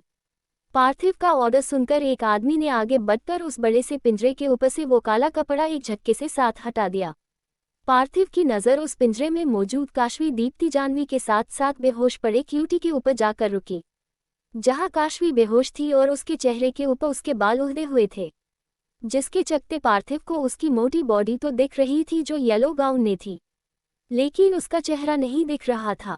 पार्थिव ने जानवी और दीप्ति को देखा और महेंद्र की तरफ नजरें घुमाकर गुस्से से बोला, तुम्हारे अंदर दिमाग है या नहीं? इन दोनों को, जानवी और दीप्ति, तुम अपने साथ लेकर आए समझ में आता है, लेकिन तुम इस मोटी लड़की काशवी और इस अजीब से दिखने वाले जानवर का वजन उतनी दूर से उठाकर क्यों लेकर आए? उद्धरण चिन्ह। पार्थिव की बात सुनकर महेंद्र के चेहरे पर हैरानी आ गई और वो पीछे पिंजरे की तरफ देखकर बोला, लीडर, आपको जरूर कोई मिसअंडरस्टैंड हुई है। वो वाली लड़की जानवी है जो सिकंदर की होने वाली पत्नी है, और जो उसके साथ है उसका नाम दीप्ति है, काशवी की बॉडीगार्ड। और जिस मोटी लड़की की आप बात कर रहे हैं वो ही तो तनवीर की क्वीन और होने वाली पत्नी काशवी है, जिसे हम किडनैप करने के लिए गए थे, और आप उसे ही छोड़कर आने की बात कर रहे हो। महेंद्र की बात सुनकर पार्थिव के चेहरे पर हैरानी साफ छा गई। What the rubbish shall you talking? ये चबी लड़की तनवीर की लाइफ कैसे बन सकती है? उसका मोटा शरीर देखकर कोई मामूली सा लड़का भी इसको देखते ही दूर भाग जाए, तो फिर उस तनवीर को उसमें क्या दिखा जो दुनिया भर की गजब की खूबसूरत राजकुमारियां और लड़कियों को छोड़कर उसका दिल इस मोटी के लिए धड़का? पार्थिव ने अपनी हैरानी को कन्फ्यूजन में बदलते हुए ये शब्द कहे। उसे पता नहीं कि जिस काशवी के लिए वो इतनी इंसल्ट करने वाली बातें बोल रहा था, वो और कोई नहीं तनवीर की स्वीट मेडिसिन थी। अगर तनवीर इस समय पार्थिव के सामने होता और उसकी बॉडी 1000 जंजीरों से ही क्यों ना बंधी होती, वो पार्थिव के मुंह से काशवी के लिए इंसल्ट से भरे शब्दों की सुनकर उन सभी जंजीरों को तोड़ते हुए उसकी वो हालत करता जो उसने किसी भी अब तक नहीं की थी। लीडर, लेकिन ये सच है, मुझे कोई फहमी नहीं हुई। तनवीर उस चबी लड़की से ही प्यार करता है, और मैंने तो ये भी सुना था कि वो इसके साथ अपना बच्चा पैदा इतने की प्लानिंग भी बना रहा है। महेंद्र ने पार्थिव को ये बोलते हुए हंसने पर मजबूर कर दिया। पार्थिव अपने पेट पर हाथ रखकर जोर जोर से हंसने लगा। इससे ज्यादा बड़ा जोक मैंने आज तक नहीं सुना। तनवीर जैसे इंसान का दिमाग भी प्यार में लड़कियों की तरह घुटनों में आ गया है। भला इस मोटी के साथ बच्चा पैदा करने की वो सोच भी कैसे सकता है। खैर उसकी बेवकूफ़ी पर हंसना बहुत हुआ। इस मोटी की शकल देखने का मुझे कोई इंटरेस्ट नहीं है। इन तीनों को इस अंधेरी गुफा में बंद रहने दो। खाना पानी सब टाइम पर इन्हें देते रहना, और ध्यान रखना कि जब तक सिकंदर और तनवीर यहाँ नहीं आ जाते इन तीनों लड़कियों की हमारा कोई भी आदमी गंदी नियत से छू ना पाए। पार्थिव ने लास्ट की बात सीरियस होकर अपने सभी साथियों की तरफ वार्निंग भरी नज़र से देखकर बोली, और एक नज़र काशवी के बालों से कवर चेहरे की तरफ डाली और मन में बोला, मुझे पूरा यकीन है इस चबी लंकी से कई गुना ज़्यादा सुंदर मेरी भव्या थी, तो फिर क्यों तनवीर ने उसे अपनी जान गंवाने के लिए मजबूर कर दिया। ये जानते हुए भी कि वो उससे कितना प्यार करती थी, उस तनवीर ने उसे अपने आदमियों के सामने फेंक दिया, जिन्होंने मेरी प्यारी बहन भव्या को लॉच कर अपनी हवस मिटाई। तनवीर तू बस एक बार यहाँ आ, उसके बाद तेरी इस चाबी क्वीन के साथ मैं भी वही करूँगा। पार्थिव इतना बोलकर अपनी आंखों में आ रही नमी को रोकते हुए वहां से बाहर निकल गया। तनवीर ने आज तक किसी लंकी की इज्जत के साथ नहीं खेला था, और ना ही किसी लंकी को अपने आदमियों के सामने खिलौना समझकर फेंका था। तो फिर पार्थिव को अपनी बहन भव्या को लेकर ऐसा क्यों लग रहा था? ये तो पार्थिव अपने दिल में दबाए बैठा था। वहीं दूसरी तरफ शिवकोटी के क्रिस्टल से निकली सुरंग का पीछा करते हुए तनवीर के गार्ड्स शिवकोटी की सीमा से बाहर निकल आए थे। एक तरफ खाई और एक तरफ नदी, आगे रास्ता खत्म है। आखिर वो लोग इससे आगे क्वीन, जानवी और दीप्ति को कहाँ लेकर गए होंगे? गार्ड्स के साथ कंफ्यूज और फ्रस्ट्रेशन में सिकंदर ने कहा। डेनिश नदी के पार दूर दूर तक फैले जंगल घूरते हुए बोला, जनरल सिकंदर मुझे लगाता है वो लोग इस नदी को पार करके उस जंगल में छिपे होंगे। हमें जल्द से जल्द इस नदी को पार करना चाहिए। वही खड़ी की गहराई को घूर रहे तनवीर की आंखों में कोल्डनेस साफ दिख रही थी। जब तक तनवीर को पता नहीं था कि काशवी कहाँ है, तब तक वो अपने इमोशन को संभाल नहीं पा रहा था। लेकिन अब जब उसे पता है कि काशवी को किडनैप किया गया है, तो वो अपने पूरे दिमाग को शांत करके ये समझ चुका था कि जिन लोगों ने काशवी को किडनैप किया है, उनका असली मकसद काशवी को जान से मरना नहीं बल्कि कुछ और है। और तनवीर ये भी समझ चुका था कि वो काशवी के साथ तब तक कुछ नहीं करेंगे जब तक तनवीर उनकी आंखों के सामने नहीं पहुंच जाता। सिकंदर सभी गार्ड्स को नदी की दूसरी तरफ भेज दो और तुम सभी मेरे साथ चलो। तनवीर ने अपनी कोल्ड आवाज में ये ऑर्डर दिया और उस खाई में कूद गया। जब 108 निर्भीत को पता चली काशवी के किडनैप होने के बाद, तनवीर जैसे ही खाई की गहराई में कुंदा, सिकंदर के साथ साथ वीर दानिश, रूपेश, विजेश, सुलेमान भी घबराकर उस खाई की तरफ भागे। किंग, सिकंदर ने जोर से उस खाई में झांकते हुए आवाज लगाई। इस समय सिकंदर और पांचों लड़ाकू हथियार तनवीर के ऐसे अचानक खाई में कूदने से इतने ज्यादा घबरा गए थे कि उन्हें ख्याल ही नहीं रहा कि तनवीर कुछ भी बिना सोचे नहीं करता। खाई में से तनवीर की आवाज आई, सिकंदर डोंट बी पैनिक, मैं बिल्कुल ठीक हूँ। गार्ड्स को नदी की दूसरी साइड जाकर क्वीन को ढूंढने का ऑर्डर दो और तुम सभी इस बेल को पकड़कर नीचे आ जाओ। तनवीर जो खाई की दीवार में मौजूद एक गुफा से आवाज लगा रहा था, उसने बेल के पौधे को हिलाकर सिकंदर को अपने ठीक होने का संकेत दिया। सिकंदर ने तनवीर की आवाज सुनकर एक गहरी सांस ली और अपने सभी गाइस को नदी के पार वाले जंगल में जाकर चेक करने का ऑर्डर दिया, और खुद पांचों लड़ाकू हथियार के साथ उस बेल को पकड़कर नीचे उस गुफा में उतर आए। कुछ देर बाद तनवीर ने वीर से कहा, वीर तुम्हें इस गुफा को देखकर कुछ अजीब नहीं लग रहा? उद्धरण चिन्ह। वीर के साथ साथ बाकी सब उस गुफा को ध्यान से देखने लगे, तो उन्हें उस गुफा में हाथ से खुदाई की गई दीवारें समझ में आने लगी।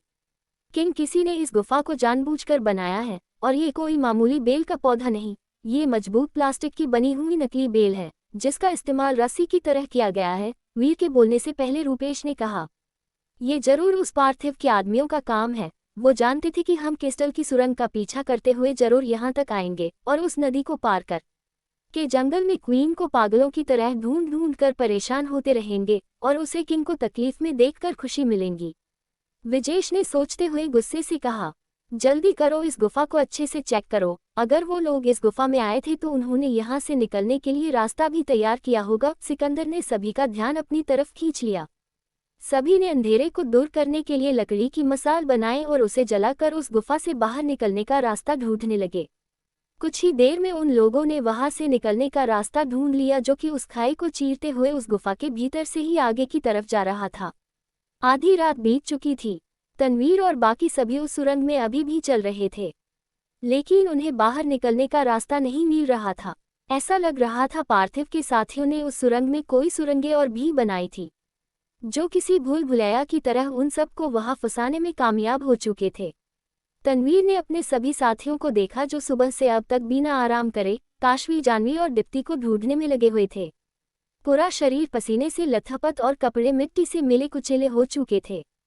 तुम सब कुछ देर रेस्ट कर लो, थकान की वजह से तुम सभी काफी इरिटेट हो रहे हो। तन्वीर ने खुद को जमीन पर बैठाकर उन सबको अपने पास बैठने के लिए कहा। वो सभी तन्वीर को हैरानी से देख रहे थे, जैसे तन्वीर ने कुछ ऐसा बोल दिया हो जो उसके मुंह से उन्हें सुनने की उम्मीद नहीं थी। मैं जानता हूँ तुम लोग क्या सोच रहे हो, लेकिन उन तीनों में से वो लोग किसी को भी कुछ नहीं करेंगे जब तक कि उन लोगों के सामने मैं और सिकंदर न पहुँच जाए। इसलिए मैं यहाँ रोककर तुम लोगों को रेस्ट करने को बोल रहा हूँ। इसलिए ये सोचकर हैरान मत हो कि मैं अपनी स्वीट मेडिसिन को ढूंढने में इतना देर क्यों लगा रहा हूँ। तन्वीर ने उन सब के चेहरे के भाव को देखते हुए कहा। सभी तन्वीर की बात सुनकर आराम से बैठ गए और कुछ देर बाद सबके सब काफी बेहतर महसूस कर रहे थे, मगर उन्हें भूख भी महसूस होने लगी थी। दानिश, तू तो एक नंबर का गद्दार निकला। तेरा और दीप्ति का चक्कर चल गया और तूने मुझे पता तक नहीं लगने दिया। वीर, जो डेनिश के ठीक बिल्कुल पास बैठा हुआ था, वो काफी देर से ये बात पूछना चाहता था। डेनिश ने वीर को घूर के देखा और अपनी गर्दन पर हाथ फेरते हुए बोला, ये भी कोई टाइम है इन सब बातों का? उद्धरण चिन्ह। वही तो मैं जानना चाहता हूँ कि आखिर तू मुझे ये बात कब बताने वाला था? जब तेरे 2 बच्चे हो जाते उसके बाद, या फिर जब सबको अपनी शादी की दावत खिला देता उसके बाद? वीर ने लास्ट की बात हल्की तेज आवाज में बोल दी थी, जिसकी वजह से सभी का ध्यान वीर पर सर्ट हो गया। वीर, किसी शादी की दावत खाने की बात हो रही है, वो भी ऐसे टाइम पर? सिकंदर ने कोल्ड वॉइस और बिना किसी एक्सप्रेशन के पूछा। वीर सिकंदर की तरफ और तन्वीर की तरफ ऑकवर्डली देखकर दानिश की तरफ उंगली करते हुए बोला, जनरल सिकंदर, देखिए ना, दानिश ने दीप्ति को लाइफ पार्टनर के तौर पर अपने लिए चुन भी किया और उसने मुझे अभी तक बताया तक नहीं, बस इसलिए मैं इस तरह मार रहा था। इसकी बात पर ध्यान मत दीजिए आप सभी, ये तो ऐसे ही बकवास करता रहता है। भला मैं क्यों दीप्ति के लिए कुछ फील करूंगा, वो मुझसे उम्र में कितनी छोटी है। दानिश ने वीर के मुंह पर हाथ रखकर सबसे कहा। कुछ देर बाद वो सभी लोग अपना दिमाग शांत करके उस गुफा में आगे बढ़ने लगे। वहीं दूसरी तरफ निर्भीत बेहद गुस्से में 2 आदमियों को लातों से पिट रहा था। इतनी बड़ी बात हो गई और तुम लोग वहां खड़े तमाशा देख रहे थे। आखिर किस लिए मैंने तुम्हें वहां भेजा था कि काशवी को कोई किडनैप करके ले जाए और तुम कुछ ना कर पाओ? किस बात के बेस्ट गार्ड्स हो तुम? जब काशवी को बचा नहीं पाए, हम कुछ करते कि उससे पहले ही उन लोगों ने हमें तन्वीर के गार्ड समझकर बांधकर वहां छोड़ दिया था। उद्धरण चिन्ह। उन दोनों में से एक आदमी ने बोला, जिसकी आवाज दर्द से भरी हुई थी। उस तन्वीर को देखो, काशवी से प्यार करने का दावा करता है, और काशवी को वो लोग उसकी नाक के नीचे से उठा करके गए, और उसने क्या किया? कुछ नहीं, वो बस ये सब होते देखता रहा। अगर वो नहीं संभाल सकता काशवी को तो उसे मुझे दे दे, ऐसे उसकी लाइफ की खतरे में डालकर वो अपने साथ साथ मेरा भी नुकसान कर रहा है। निर्भीत ने गुस्से से खुद से कहा और अपने गार्ड्स को देखकर बोला, अपने सबसे बेस्ट गार्ड्स लेकर जाओ और काशवी को किडनैप करने वालों को जान से मारकर काशवी को सही सलामत मेरे पास लेकर आओ। निर्भीत की बात सुनकर उसके गार्ड्स वहां से चले गए। तभी निर्भीत के पास उसका बटलर आया, जिसके हाथ में एक ड्रग से बहरा इंजेक्शन था। तन्वीर ने उस बटलर के कुछ भी बोलने से पहले उसके हाथ से वो इंजेक्शन किया और कैदखाने की तरफ बढ़ते हुए बोला, उस अलीशा की बच्ची के फिर से नाटक स्टार्ट हो गए। चुपचाप इंजेक्शन ले लेती तो आज मुझे उसके ऊपर हाथ उठाने की जरूरत नहीं पड़ती, लेकिन ये मुझे एक दिन भी आराम से नहीं रहने देगी। जब 109 अलीशा और मोहिनी की बेहाल हालत। निर्भीत अपने हाथ में ड्रग से भरा वो इंजेक्शन लेकर अंधेरी कोठरी में पहुंचा, जहां लाइट का नामोनिश नहीं था। निर्भीत के गार्ड्स अपने हाथ में टॉर्च लेकर आगे बढ़े और वहां की लाइट को ऑन किया, जिसके साथ ही उस कैदखाने में रोशनी ने अंधेरे को खत्म कर दिया। निर्भीत गुस्से से बहरे एक्सप्रेशन के साथ एक लोहे के डोर को ओपन करके रूम में एंटर हुआ। मनहूस कही कि तुझे और तेरी माँ को अब तक जिंदा रखा है ताकि सही समय आने पर तू कुछ काम आ सके, लेकिन तू रह कर अपनी औकात दिखाकर मुझे गुस्सा दिला रही है। भूल मत, तेरी जान लेने की हमारे पास बहुत से रीजन है। निर्भीत के ये शब्द गुस्से से भरे थे, जो अब उस रूम में पूरी तरह गूंज उठे थे। निर्भीत की आवाज सुनकर सामने बेजान सी हालत में बड़ी मोहिनी और अलीशा डर से भर गई। मोहिनी और अलीशा के शरीर पर अभी भी वो हीरो मोती से जड़े गहने और सोने की कढ़ाई वाली भरी साड़ी थी, जिसे निर्भीत ने शक्ति के साथ उन्हें पहन कर रखने की वार्निंग दी थी। आखिर अलीशा और मोहिनी जैसी लालची लोगों को इस काल कोठरी में अपने गहनों और भारी कपड़ों की कमी महसूस कैसे होने देता निर्भीत। अलीशा और मोहिनी का शरीर उन गहनों और भारी भरकम कपड़ों की वजह से किसी बोझ के नीचे दबा जा रहा था। 2 हफ्तों से ज्यादा हो चुका था और वो दोनों बिल्कुल उसी तरह गहनों से लदी हुई थी, जिस तरह वो निर्भीत के कैस्टल में आने के बाद जितना सोना चांदी हीरो से जड़े गहने अपने ऊपर लाद सकती थी। अलीशा ने अपनी डरती हुई आवाज में उस रूम के एक कोने में सिमट कर धीमी आवाज में कहा, देखो मुझे वो इंजेक्शन मत लगाना, मैं वादा करती हूँ इस बार कोई हरकत नहीं करूंगी, नहीं तुम्हारे गार्ड्स को लुभाकर यहाँ से दोबारा भागने की कोशिश करूंगी, प्लीज मुझे उस इंजेक्शन से दूर रखो। अलीशा की आवाज में बेशुमार डर साफ सुनाई दे रहा था। ऊपर से अलीशा के चेहरे पर और गहनों के अलावा जो शरीर का हिस्सा दिख रहा था उस पर चोट के निशान दिख रहे थे, जैसे निर्भीत ने उसे गुस्से में मारा हो। निर्भीत ने अलीशा की एक नहीं सुनी और अपने पांचों के बल नीचे उसके सामने गुस्से में बैठ गया। तुम्हारी भीख भरी आवाज सुनने का मुझे कोई शौक नहीं, आखिर तुम जैसी चालक लोमड़ी को मैं कैसे चैन से छोड़ दूं? तुम काशवी बनकर यहाँ काशवी की लाइफ जीने आई थी ना, तो अब उसकी लाइफ जीने से तुम्हें इतना डर क्यों लग रहा है? उद्धरण चिन्ह। निर्भीत की ये बात सुनते ही अलीशा ने रोते हुए कहा, मुझे पता होता कि तुम काशवी की लाइफ को नार्क बनाने वाले हो तो मैं उसकी जगह यहाँ आने की बिल्कुल नहीं सोचती, प्लीज मुझे जाने दो, मैं उस काशवी को तुम्हारे आस लेकर आऊंगी, तुम्हें उसके साथ जो करना है तुम करना, लेकिन मुझे जाने दो। अलीशा की आवाज में एक कपकपाहट झलक रही थी। निर्भीत के होठों पर डेविल स्माइल आ गई। उसने अलीशा के हाथ को कसकर उसकी कमर के पीछे मोड़ दिया। आह! अलीशा की चीख निकल गई। तुम्हें क्या लगाता है मुझे तुम्हारी मदद की जरूरत है उस काशवी को यहाँ लाने के लिए? नहीं, काशवी अब तनवीर से दूर है और उसे यहाँ लाना मेरे बाएं हाथ का खेल है, इसलिए तुम अपना मुंह बंद रखो। निर्भीत ने ये शब्द बोलते हुए अलीशा के हाथ में वो ड्रग से भरा इंजेक्शन लगा दिया। वहीं दूसरे कोने में मोहिनी अपनी बेटी की हालत देखकर भी कुछ भी करने की हालत में नहीं थी। इस समय वो किसी भीगी बिल्ली की तरह दुबक कर कोना पकड़े यही दुआ कर रही थी कि निर्भीत उसकी तरह ना आए। लेकिन उसकी दुआ उगती नजर आ रही थी, क्योंकि निर्भीत अब उसी की तरह बढ़ चुका था। रानी साहिबा, आपकी खिदमत में मैं हाजिर हूँ, बताए आपकी सेवा कैसे करूँ? निर्भीत ने मोहिनी की तरफ देवल नजरों से देखकर एक एक शब्द मिस्टीरियस वॉइस में बोला था। मोहिनी निर्भीत की एक एक वार्ड का मतलब अच्छे से समझ गई और अपने आप को पूरी तरह समेटकर डरने लगी, लेकिन उसके मुंह से एक भी शब्द नहीं निकला, क्योंकि वो जानती थी कि निर्भीत का गुस्सा उसके ऊपर बरसने के लिए तैयार बैठा है। अरे ये कैसे हो गया रानी साहिबा, आपको मेरे कोई भी सेवा नहीं चाहिए, ऐसे तो मुझे बहुत बुरा लग जाएगा, प्लीज आई इंसिस्ट, बताए कुछ तो होगा जो आपको इस समय तकलीफ दे रहा होगा। निर्भीत ने फिर से एक मिस्टीरियस वॉइस में मोहिनी से पूछा। मोहिनी अब समझ गई कि अगर उसने निर्भीत को कोई जवान नहीं दिया तो निर्भीत उसे इससे भी बड़ी किसी मुसीबत में फेंक देगा। वो मुझे इतने सारे गहनों से छुटकारा दे दो, मेरे शरीर पर ये किसी भरी बोझ की तरह सजे हुए हैं, मोहिनी ने अपनी डरी हुई धीमी आवाज में कहा, जिसे से सुनकर निर्भीत ने शैतानी हंसी हंसते हुए कहा, गहने और बोझ? लेकिन ये कैसे हो सकता है? ये तो पूरे सोने चांदी और हीरो से जड़े हुए हैं, देखो इस बड़े से हार में लगे हीरे को कितना बड़ा है, और ये सोने के मोटे कनकन तुम्हारी कलाई में कितने प्यारे लग रहे हैं। तुम जैसी लालची औरत को तो बहुत पसंद थे, तो अब तुम्हें ये बोझ कैसे लगने लगे? ओ शून्य, अच्छा अब मैं समझा, ये सभी गहने तुमने 2 हफ्तों से पहन रखे हैं, इसलिए तुम इनसे बोर हो गई हो। कोई बात नहीं, मैं अभी तुम्हारे लिए इनसे 2 गुना भरी और डबल गहने तुम्हारे लिए मंगवात हूँ। निर्भीत जानबूझकर ये सब बोलते हुए मोहिनी के चेहरे पर भर चुके डर के एक्सप्रेशन को देखकर मन ही मन किसी देवल की तरह खुश हो रहा था।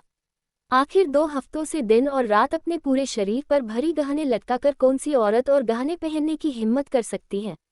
मोहिनी अपनी आंसू भरी नजरों से निर्भीत को देखने लगी और रोते हुए बोली, नहीं नहीं, मुझे और गहने नहीं पहनने, अब तो मैं जिंदगी में कभी सोने चांदी के गहनों की तरह कभी देखूंगी भी नहीं, प्लीज मुझे और गहने मत पहनना। मोहिनी को ऐसे रोते देखकर निर्भीत के चेहरे पर एक अलग ही चमक थी। तनवीर और निर्भीत भले ही भाई हो और देखने में भी एक हद तक मिलते जुलते हैं, लेकिन अपने दुश्मनों को तड़पाने का तरीका दोनों का ही अलग था।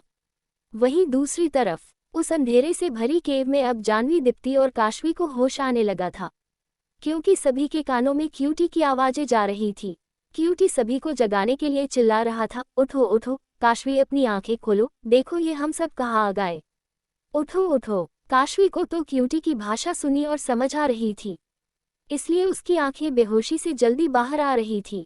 लेकिन जानवी और दीप्ति के लिए क्यूटी की आवाज़ एक मामूली पांडा के बच्चे के रोने के जैसी थी, इसलिए उन्हें अपनी बेहोशी से उठने में टाइम लग रहा था। काशवी ने अपनी आंखें धीरे से खोली। उसकी आंखों के सामने अब भी अंधेरा था। ये मेरी आंखों को क्या हो गया? मुझे कुछ दिखाई क्यों नहीं दे रहा? काशवी ने अपने उठकर बैठते हुए अपनी आंखों पर अपने हाथ रखे और उन्हें मसलते हुए दोबारा देखने की कोशिश करने लगी। अरे काशवी, तुम्हारी आंखें बिल्कुल ठीक है, ये जगह ही पूरी अंधेरे से भरी हुई है, तो तुम्हें दिखाई जैसे देगा। क्यूटी ने अंधेरे में काशवी के पास जाकर कहा। इस समय अंधेरे की वजह से काशवी या क्यूटी के घबराहट या हैरानी भरे भाव नजर नहीं आ रहे थे। तभी जानवी और दीप्ति भी अपनी आंखों को मसलते हुए बोली, काशवी, मुझे लगता है मेरी आंखें भी खराब हो गई है, मुझे भी तुम्हारी ही तरह कुछ भी दिखाई नहीं दे रहा, जानवी ने कहा, और हवा में हाथ पैर चलाते हुए काशवी के पास आई। क्यूटी की भाषा सिर्फ काशवी समझ सकती है। दीप्ति जानवी की आवाज़ का पीछा करते हुए उसके पास आई और हवा में अजीब जी महक को सूंघकर बोली, हम लोगों की आंखें बिल्कुल ठीक है, ये जगह ही अंधेरे से घिरी हुई है, जैसे हम सभी किसी अंधेरी गुफा में हो। यहाँ की हवा बहुत दबी हुई है, ऐसा लग रहा है ये जगह जमीन से नीचे है। ये सुनकर जानवी हैरानी से भर गई। काशवी और दीप्ति में सिर्फ जानवी ही थी जो शायद कमजोर थी। आखिर इतने सालों से वो सिर्फ काशवी की एक मामूली सी मेड ही तो थी, दीप्ति की तरह कोई योद्धा तो नहीं थी, जबकि काशवी अभी तक अपनी मार्शल आर्ट की टेक्निक को छिपाए बैठी थी। काशवी ने उस हवा में सांस लेने में दिक्कत महसूस की, क्योंकि वो गुफा रेगिस्तान की जमीन के नीचे बनी हुई थी, इसलिए हवा का दाब बहुत कम था। ऊपर से उस गुफा ने रोशनी का नामो निशान नहीं था। मुझे तो बहुत डर लग रहा है, आखिर ये हम लोग कहाँ आ गए? जानवी ने अपनी डर से भरी आवाज में कहा। काशवी ने उस बड़े से पिंजरे की सलाखों को छूकर जानवी से कहा, जानवी डरो मत, सब ठीक है, हम सभी सलाखों से घिरे हुए हैं और हमारे पैरों के नीचे लोहे का फर्श है, इसका मतलब साफ है कि हम सभी किसी बड़े से पिंजरे में हैं, हम सभी को हिम्मत से काम लेना होगा। उद्धरण चिन्ह। क्वीन बिल्कुल सही कह रही है, हमें अचानक से एक धुएं ने बेहोश कर दिया और अब हम सब यहाँ बंद हैं। हमें कोई आइडिया नहीं है कि किन लोगों ने किडनैप किया या उनका मकसद क्या है, लेकिन एक बात तो साफ है, वो जो कोई भी है, कोई मामूली राजा नहीं हो सकता। उसने तनवीर जैसे किलर किंग की कैस्टल से हम सभी को किडनैप करने की हिम्मत दिखाई है, इसलिए हमें हिम्मत से काम लेना ही पड़ेगा। हमारा डर सामने वाले को और ताकत से भर देगा। दीप्ति ने उन सलाखों को तोड़ने की कोशिश करते हुए सीरियस भाव से कहा। लोहे की सलाखें इतनी आसानी से टूटने वाली नहीं थी। काशवी ने दीप्ति को रोकते हुए कहा, दीप्ति रुक जाओ, ऐसे तुम अपनी सारी एनर्जी वेस्ट कर दोगी। हमें पहले सब चीज़ों को सोचना समझना चाहिए और थोड़ा इंतजार करके देखना चाहिए। जब तक हम इस अंधेरे से दूर होकर इस जगह को नहीं देख लेते तब तक हमें किसी के यहाँ आने का इंतजार करना चाहिए। काशवी की बात मानकर दीप्ति शांत हो गई। वही क्यूटी काशवी से बोला, काशवी मेरी बात ध्यान से सुनो, इस जगह पर हवा का दबाव बहुत कम है। अगर तुम सभी यहाँ 24 घंटे से ज़्यादा रुकी तो सांस लेने में ज़्यादा प्रॉब्लम होने लगेगी और तुम सब यहाँ मर भी सकती हो, इसलिए यहाँ रुककर तुम सभी वेट करने में अपना टाइम बर्बाद नहीं कर सकती, जल्द से जल्द कुछ करो। क्यूटी की बात सुनकर काशवी हल्की घबरा गई। आखिर मार्शल आर्ट की टेक्निक आना एक बात है, लेकिन लोगों के पिंजरे से बाहर निकलना दूसरी बात। काशवी सोच में डूबी हुई थी कि तभी उन सब के कानों में कदमों की आवाज़ सुनाई दी, जो उनकी तरफ ही बाध रहे थे। काशवी ने धीमी आवाज में जानवी और दीप्ति से कहा, लगाता है कोई इसी तरफ आ रहा है। हम सभी बेहोश होने का नाटक करते हैं, कम से कम कुछ तो पता चले कि आखिर ये लोग हमें यहाँ क्यों लेकर आए हैं। काशवी की बात सुनकर दीप्ति और जानवी ने वापस बेहोश होने का नाटक शुरू कर दिया और काशवी और क्यूटी भी उनके साथ अपनी आंखें बंद करके लेट गए। कुछ गार्ड्स अपने हाथों में जल्दी हुई मसाल लिए उस गुफा में आए। ये क्या, ये सभी तो अभी तक बेहोश है, उनमें से एक आदमी ने उस पिंजरे में मौजूद सभी को देखकर कहा। दूसरे गार्ड ने अपने हाथ में ले रखे खाने से बहरे बर्तन की उस पिंजरे में गेट खोलकर रख दिया। बेहोश है तो क्या हुआ, कुछ ही देर में होश में आ जाएगी, इनका खाना यहीं रख देते हैं और पानी इस पिंजरे से बाहर यहाँ इस कोने में रख देते हैं। खाना खाने के बाद पानी पीने के लिए ये आवाज़ जरूर लगाएंगी, तब हमें पता चल जाएगा कि ये होश में आ चुकी है और हम सबको इस गुफा में ज़्यादा देर रुकना भी नहीं पड़ेगा। तुमने बिल्कुल सही कहा, ये जलती हुई मसाल भी यही रख देते हैं, वरना इन्हें खाना और पानी कैसे दिखेगा। दूसरे गार्ड ने ये बोलते हुए एक जल्दी हुई मसाल दीवार में खोंस दी। तुम सभी की आंखें लीडर पार्थिव बाहर निकाल कर आग में जला देने। अगर तुमने अभी के अभी उन तीनों के ऊपर से अपनी ये गंदी नजरें नहीं हटाई तो। उस गार्ड में से अपने साथ आए गार्ड्स की नजरें जानवी, दीप्ति और काशवी की तरफ देखकर कहा, अरे तू लीडर से इतना डरता क्यों है? वैसे भी जब वो कमीना तनवीर और उसका वो राइट हैंड सिकंदर यहाँ आ जाएगा, तब उसकी आंखों के सामने हम सभी के साथ साथ बाकी के साथी भी तो इन तीनों के साथ तब तक वो सब करने वाले हैं जब तक इनकी सांसें रुक नहीं जाती, तो क्यों ना एक राउंड अभी ट्राई कर ले। दूसरे गार्ड ने अपनी लस्त भरी नजरों से जानवी को घूरते हुए कहा और अपने कदमों को उस पीछे की तरफ बढ़ा दिया। वहीं पिंजरे में मौजूद काशवी, दीप्ति और जानवी तीनों डर से कांप उठी। क्यूटी उन गार्ड की बात सुनकर अपनी आंखें बंद नहीं रख पाया। उसने अपनी आंखें खोली और जानवी की तरफ शालाखों के अंदर हाथ बढ़ा रहे उस गार्ड को देखते ही अपने पैने दांतों से उसके हाथ पर टूट पड़ा। क्यूटी ने उस गार्ड का हाथ इतनी जोर से कटा कि उस गार्ड की चिंखें उस गुफा में तेजी से गूंजने लगी। काशवी, जानवी, दीप्ति भी उस चीख को सुनकर अब बेहोश होने का नाटक नहीं कर पाए और एकदम से उठ के वहां खड़े सभी लोगों को देखने लगी। ऐसा लग रहा था कि क्यूटी अपने पांडा के शरीर के साथ भी अपने साथ मौजूद काशवी, जानवी, दीप्ति की रक्षा कर सकता है। उस गार्ड ने क्यूटी के दांतों से खुद का हॉर्न छुड़वाने की बहुत कोशिश की, लेकिन क्यूटी किसी क्यूट पांडा की तरह नहीं बल्कि जंगली गुस्सैल कुत्ते की तरह काट रहा था। क्यूटी को अपने साथी का हाथ न छोड़ते देख दूसरे गार्ड ने अपने हाथ में पिस्टल के ली और उसका निशान क्यूटी के ऊपर रख कर कहा, इस अजीब से जानवर को जान से मरना होगा। उस गार्ड की बात सुनकर काशवी की आंखें क्यूटी को खोने के डर से भर गई। उसने क्यूटी की तरफ बढ़कर उसे उस गार्ड को छोड़ने के लिए अपनी तरफ खींचा, लेकिन क्यूटी बिना किसी बात की परवाह किए हुए उस गार्ड को किसी भी कीमत पर छोड़ने के लिए तैयार नहीं था। तभी एक जोर की गोली चलने की आवाज उस गुफा में गूंज उठी। डिसम जब 110 औरतों का पीछा करना है। फायरिंग के चलने की आवाज से काशवी चीख उठी और उसके हाथ उसके कान पर आ गए। आंखें आंसू से ये सोचते हुए भर गई कि वो गोली सीधी कुटाई की बॉडी को चीरते हुए निकली है। जानवी और दीप्ति भी अपनी आंखें चीख के साथ बंद कर चुकी थी। तभी उन सब की कान में एक साथ एक कोड आवाज पड़ी, मेरे वायरिंग देने के बाद भी तुमने उन तीनों काशवी, जानवी, दीप्ति पर अपनी गंदी नजर डाली। मुझे निराश करने की सजा सिर्फ मौत है। ये शब्द किसी और ने नहीं, पार्थिव ने कहे थे, जो गार्ड के हाथ से गन का निशान क्यूटी से मोड़कर पिंजरे में अपना हाथ डाले क्यूटी के दांतों से छूटने की कोशिश कर रहे गार्ड के ऊपर लगा चुका था, जिससे वो गार्ड उसी पल अपनी बोलती बंद करके इस दुनिया से दूसरी दुनिया में पहुंच गया था, क्योंकि वो गोली सीधी उस गार्ड के माथे को चीर कर निकली थी। तुम में से कोई भी अगर मेरी वार्निंग को इग्नोर करेगा तो भूलना मत मैं कौन हूँ। पार्थिव ने अपनी पिठ उस पिंजरे की तरफ घुमाकर अपने सभी साथियों को कोल्डनेस से घूरते हुए वार्निंग दी। पार्थिव की आवाज सुनकर काशवी ने और जानवी ने आंखें खोली और क्यूटी को सही सलामत देखकर उसे उंदीनी ने गले से लगा लिया। क्यूटी, तुम ठीक तो हो ना? काशवी ने क्यूटी से कपकपाती हुई आवाज में पूछा। क्यूटी ने अपनी गर्दन हाँ में हिला दी। काशवी की कपकपाती हुई आवाज जैसे ही पार्थिव के कानों में पड़ी, वो अपनी कोल्डनेस के साथ एकदम से जम गया, जैसे उसे काशवी की आवाज में अपने किसी खास की आवाज का एहसास हुआ हो। हमें माफ कर दीजिए लीडर, हमें आगे से इनमें से किसी भी लड़की पर नजर नहीं डालेंगे। पार्थिव का ध्यान अपने साथी की आवाज से टूटा और उनसे बिना कोई जवाब दिया घेरे से अपनी गर्दन पिंजरे की तरह घुमाई।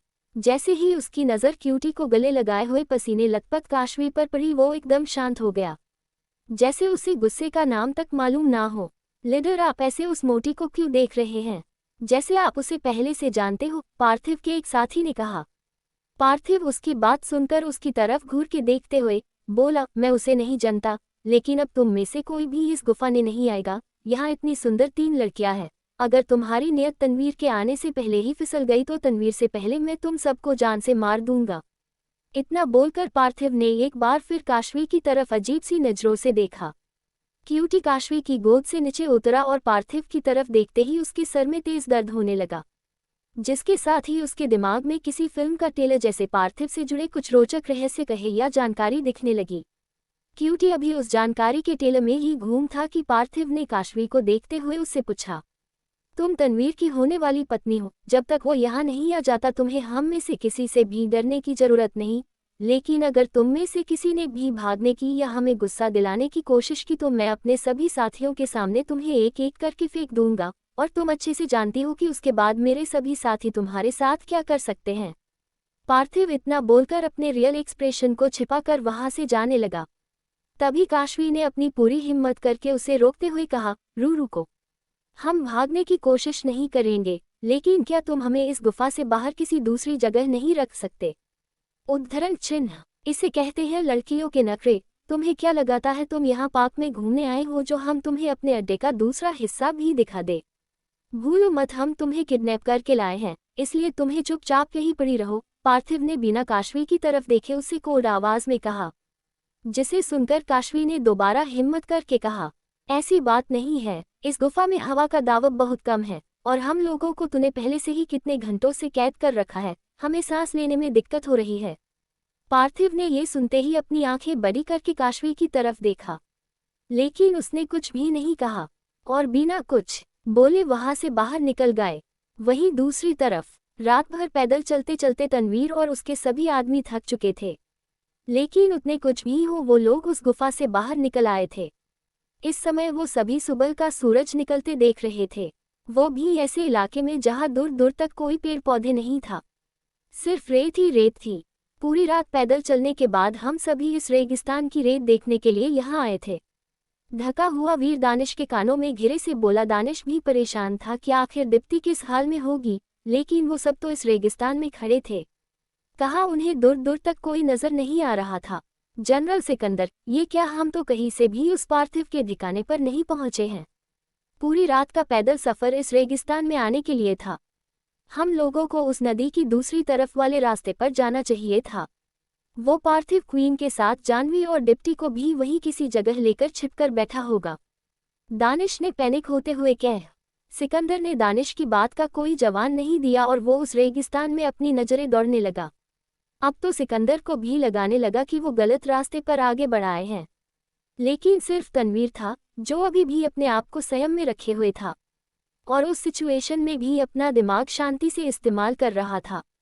भूख और प्यार का एहसास तनवीर, सिकंदर, दानिश को छोड़कर सबको घेर चुका था। तनवीर ने उन सब की देखा और अपनी कोल्ड आवाज में बोला, तुम लोग वापस जा सकते हो, यहाँ से मैं अकेले ही आगे जाऊंगा। तनवीर की बात सुनकर सभी के सभी उसे हैरानी भरी नजरों से देखने लगे। दूर दूर तक रेत के टीलों के अलावा और कुछ नहीं दिख रहा था। ऊपर से तनवीर ऐसी जगह पर अगले आगे जाने की बात इतनी आसानी से कैसे बोल सकता था? किंग, आप ये क्या बोल रहे हैं? आप अकेले? दानिश ने हैरानी से इतना बोला ही था कि तनवीर ने उसकी बात को काट के कहा, तुम सभी को मेरा लिया हुआ रास्ता गलत कह रहा है ना, इसलिए तुम वापस जाओ और उस रिवर वाले रास्ते को पार करके जानवी और डिप्टी को बचा लो, क्योंकि मुझे पूरा यकीन है कि मेरी स्वीट मेडिसिन इस रेत भरे हुए रेगिस्तान में ही है। तनवीर इतना बोलकर बिना किसी का कोई रिस्पॉन्स सुने वहां से आगे बढ़ गया। सिकंदर भी बिना कुछ सोचे तनवीर के पीछे जाने लगा। तनवीर के आगे बढ़ते ही सभी एक दूसरे की तरफ देखने लगे और बिना कुछ बोले वो भी अपने किंग के ऊपर विश्वास करते हुए उनके पीछे बढ़ गए। दोपहर के 1 बज रहे थे। रेगिस्तान की चिलचिलाती धूप में अब तनवीर, सिकंदर और बाकी सभी की बॉडी में एक बूंद पानी भी नहीं था कि धूप उसे पसीने में बदल दे। हालत बेहाल थी और लड़खड़ाते हुए वो सभी आगे बढ़ रहे थे कि तभी उन सबको पानी से भरा एक तालाब दिखाई देने लगा। इस बार तो तनवीर भी अपना कंट्रोल भूलकर सभी के साथ उस तालाब के पानी को पीने के लिए उसकी तरफ भागा, लेकिन जैसे ही वो लोग वहां पहुंचे वो तालाब गायब हो गया, जैसे वहां पहले कोई तालाब था ही नहीं। अरे ये तालाब कहाँ गया? पानी से भरा तालाब ऐसे कैसे गायब हो सकता है? सुलेमान ने अपने पानी की कामी से सूख चुके होठों पर जीभ की नमी फेरते हुए कहा। तभी तनवीर ने और सिकंदर ने एक दूसरे को देखा और अपने 5 लड़ाकू हथियार से बोले, तालाब कहीं गायब नहीं हुआ है, हम सभी ने जो देखा वो असली नहीं था।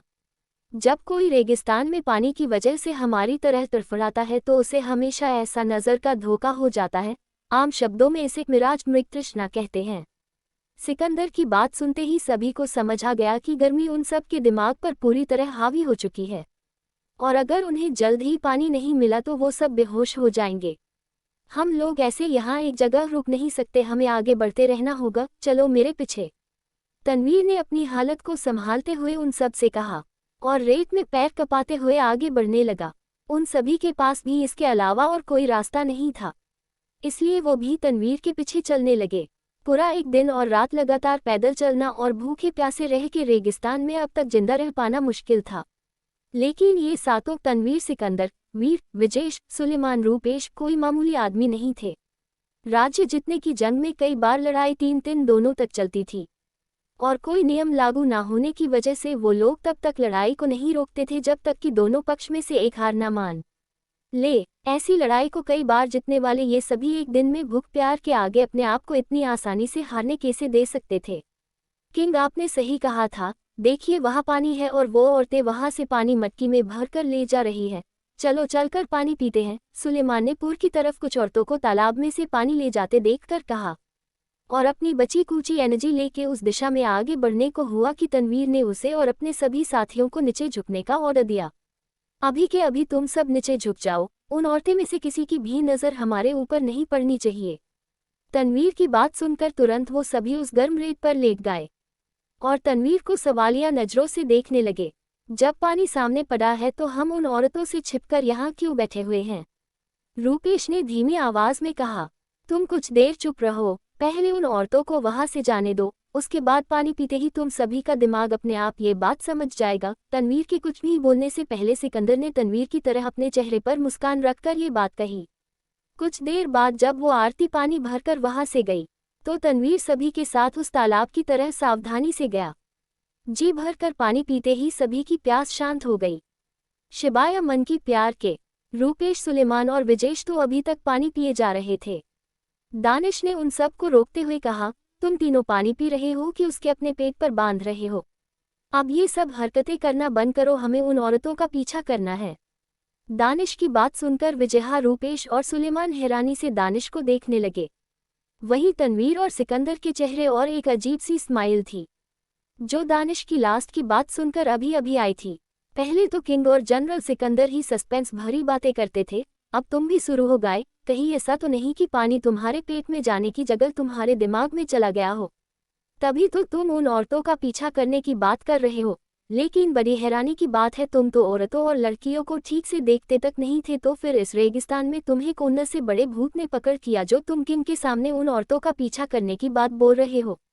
वीर ने ये सब बोलते हुए दानिश के हाथ पैर को झकझोर दिया। इससे पहले दानिश कुछ बोल पाता कि पीछे से वीर की बात में हामी भरते हुए सुलेमान ने कहा, हाँ इसने बिल्कुल सही कहा। तुम्हारी जानकारी के लिए बता दूं कि हम इस रेगिस्तान में क्वीन जानवी और दीप्ति को ढूंढने आए हैं, ना कि राह चकती औरतों का पीछा करने। ये बोलते हुए वीर और सुलेमान दानिश को पूरी तरह इरिटेट कर चुके थे।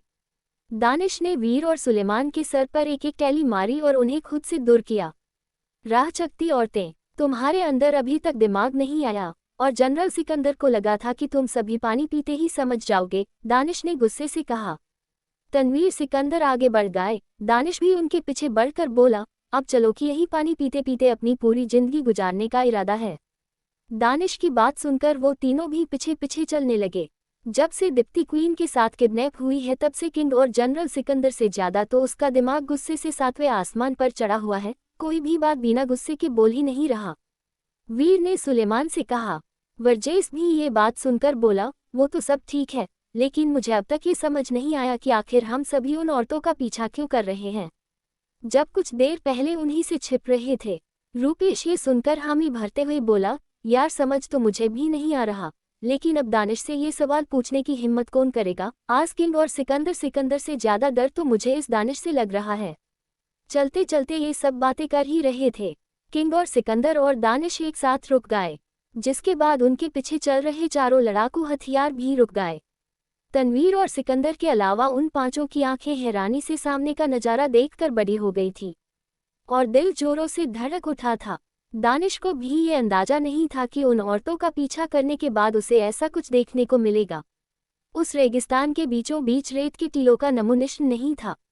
दूर दूर तक सपाट मैदान पर बने पक्के मकान जो रेत से हल्के थके हुए थे, और हजारों की तादाद में आदमी अपनी तलवारें, बंदूकें और भी कई तरीके के घातक हथियार निकाले पहरे पर खड़े थे। औरतें, बच्चे हथियारों को साफ कर रहे थे। सिकंदर ने अपनी नजरें अपने पीछे खड़े उन चारों की तरफ घुमाई जिन्हें अब तक उन औरतों से पहले छिपने का और उसके बाद उनका पीछा करने का मतलब समझ नहीं आया था। अब तुम्हें इन औरतों और आदमियों को देखकर कुछ समझ आया, या फिर तुम सबका दिमाग तेज धूप की गर्मी पूरी तरह बंद कर दिया है? ये बोलते हुए सिकंदर के चेहरे और एक हंसी का भाव था।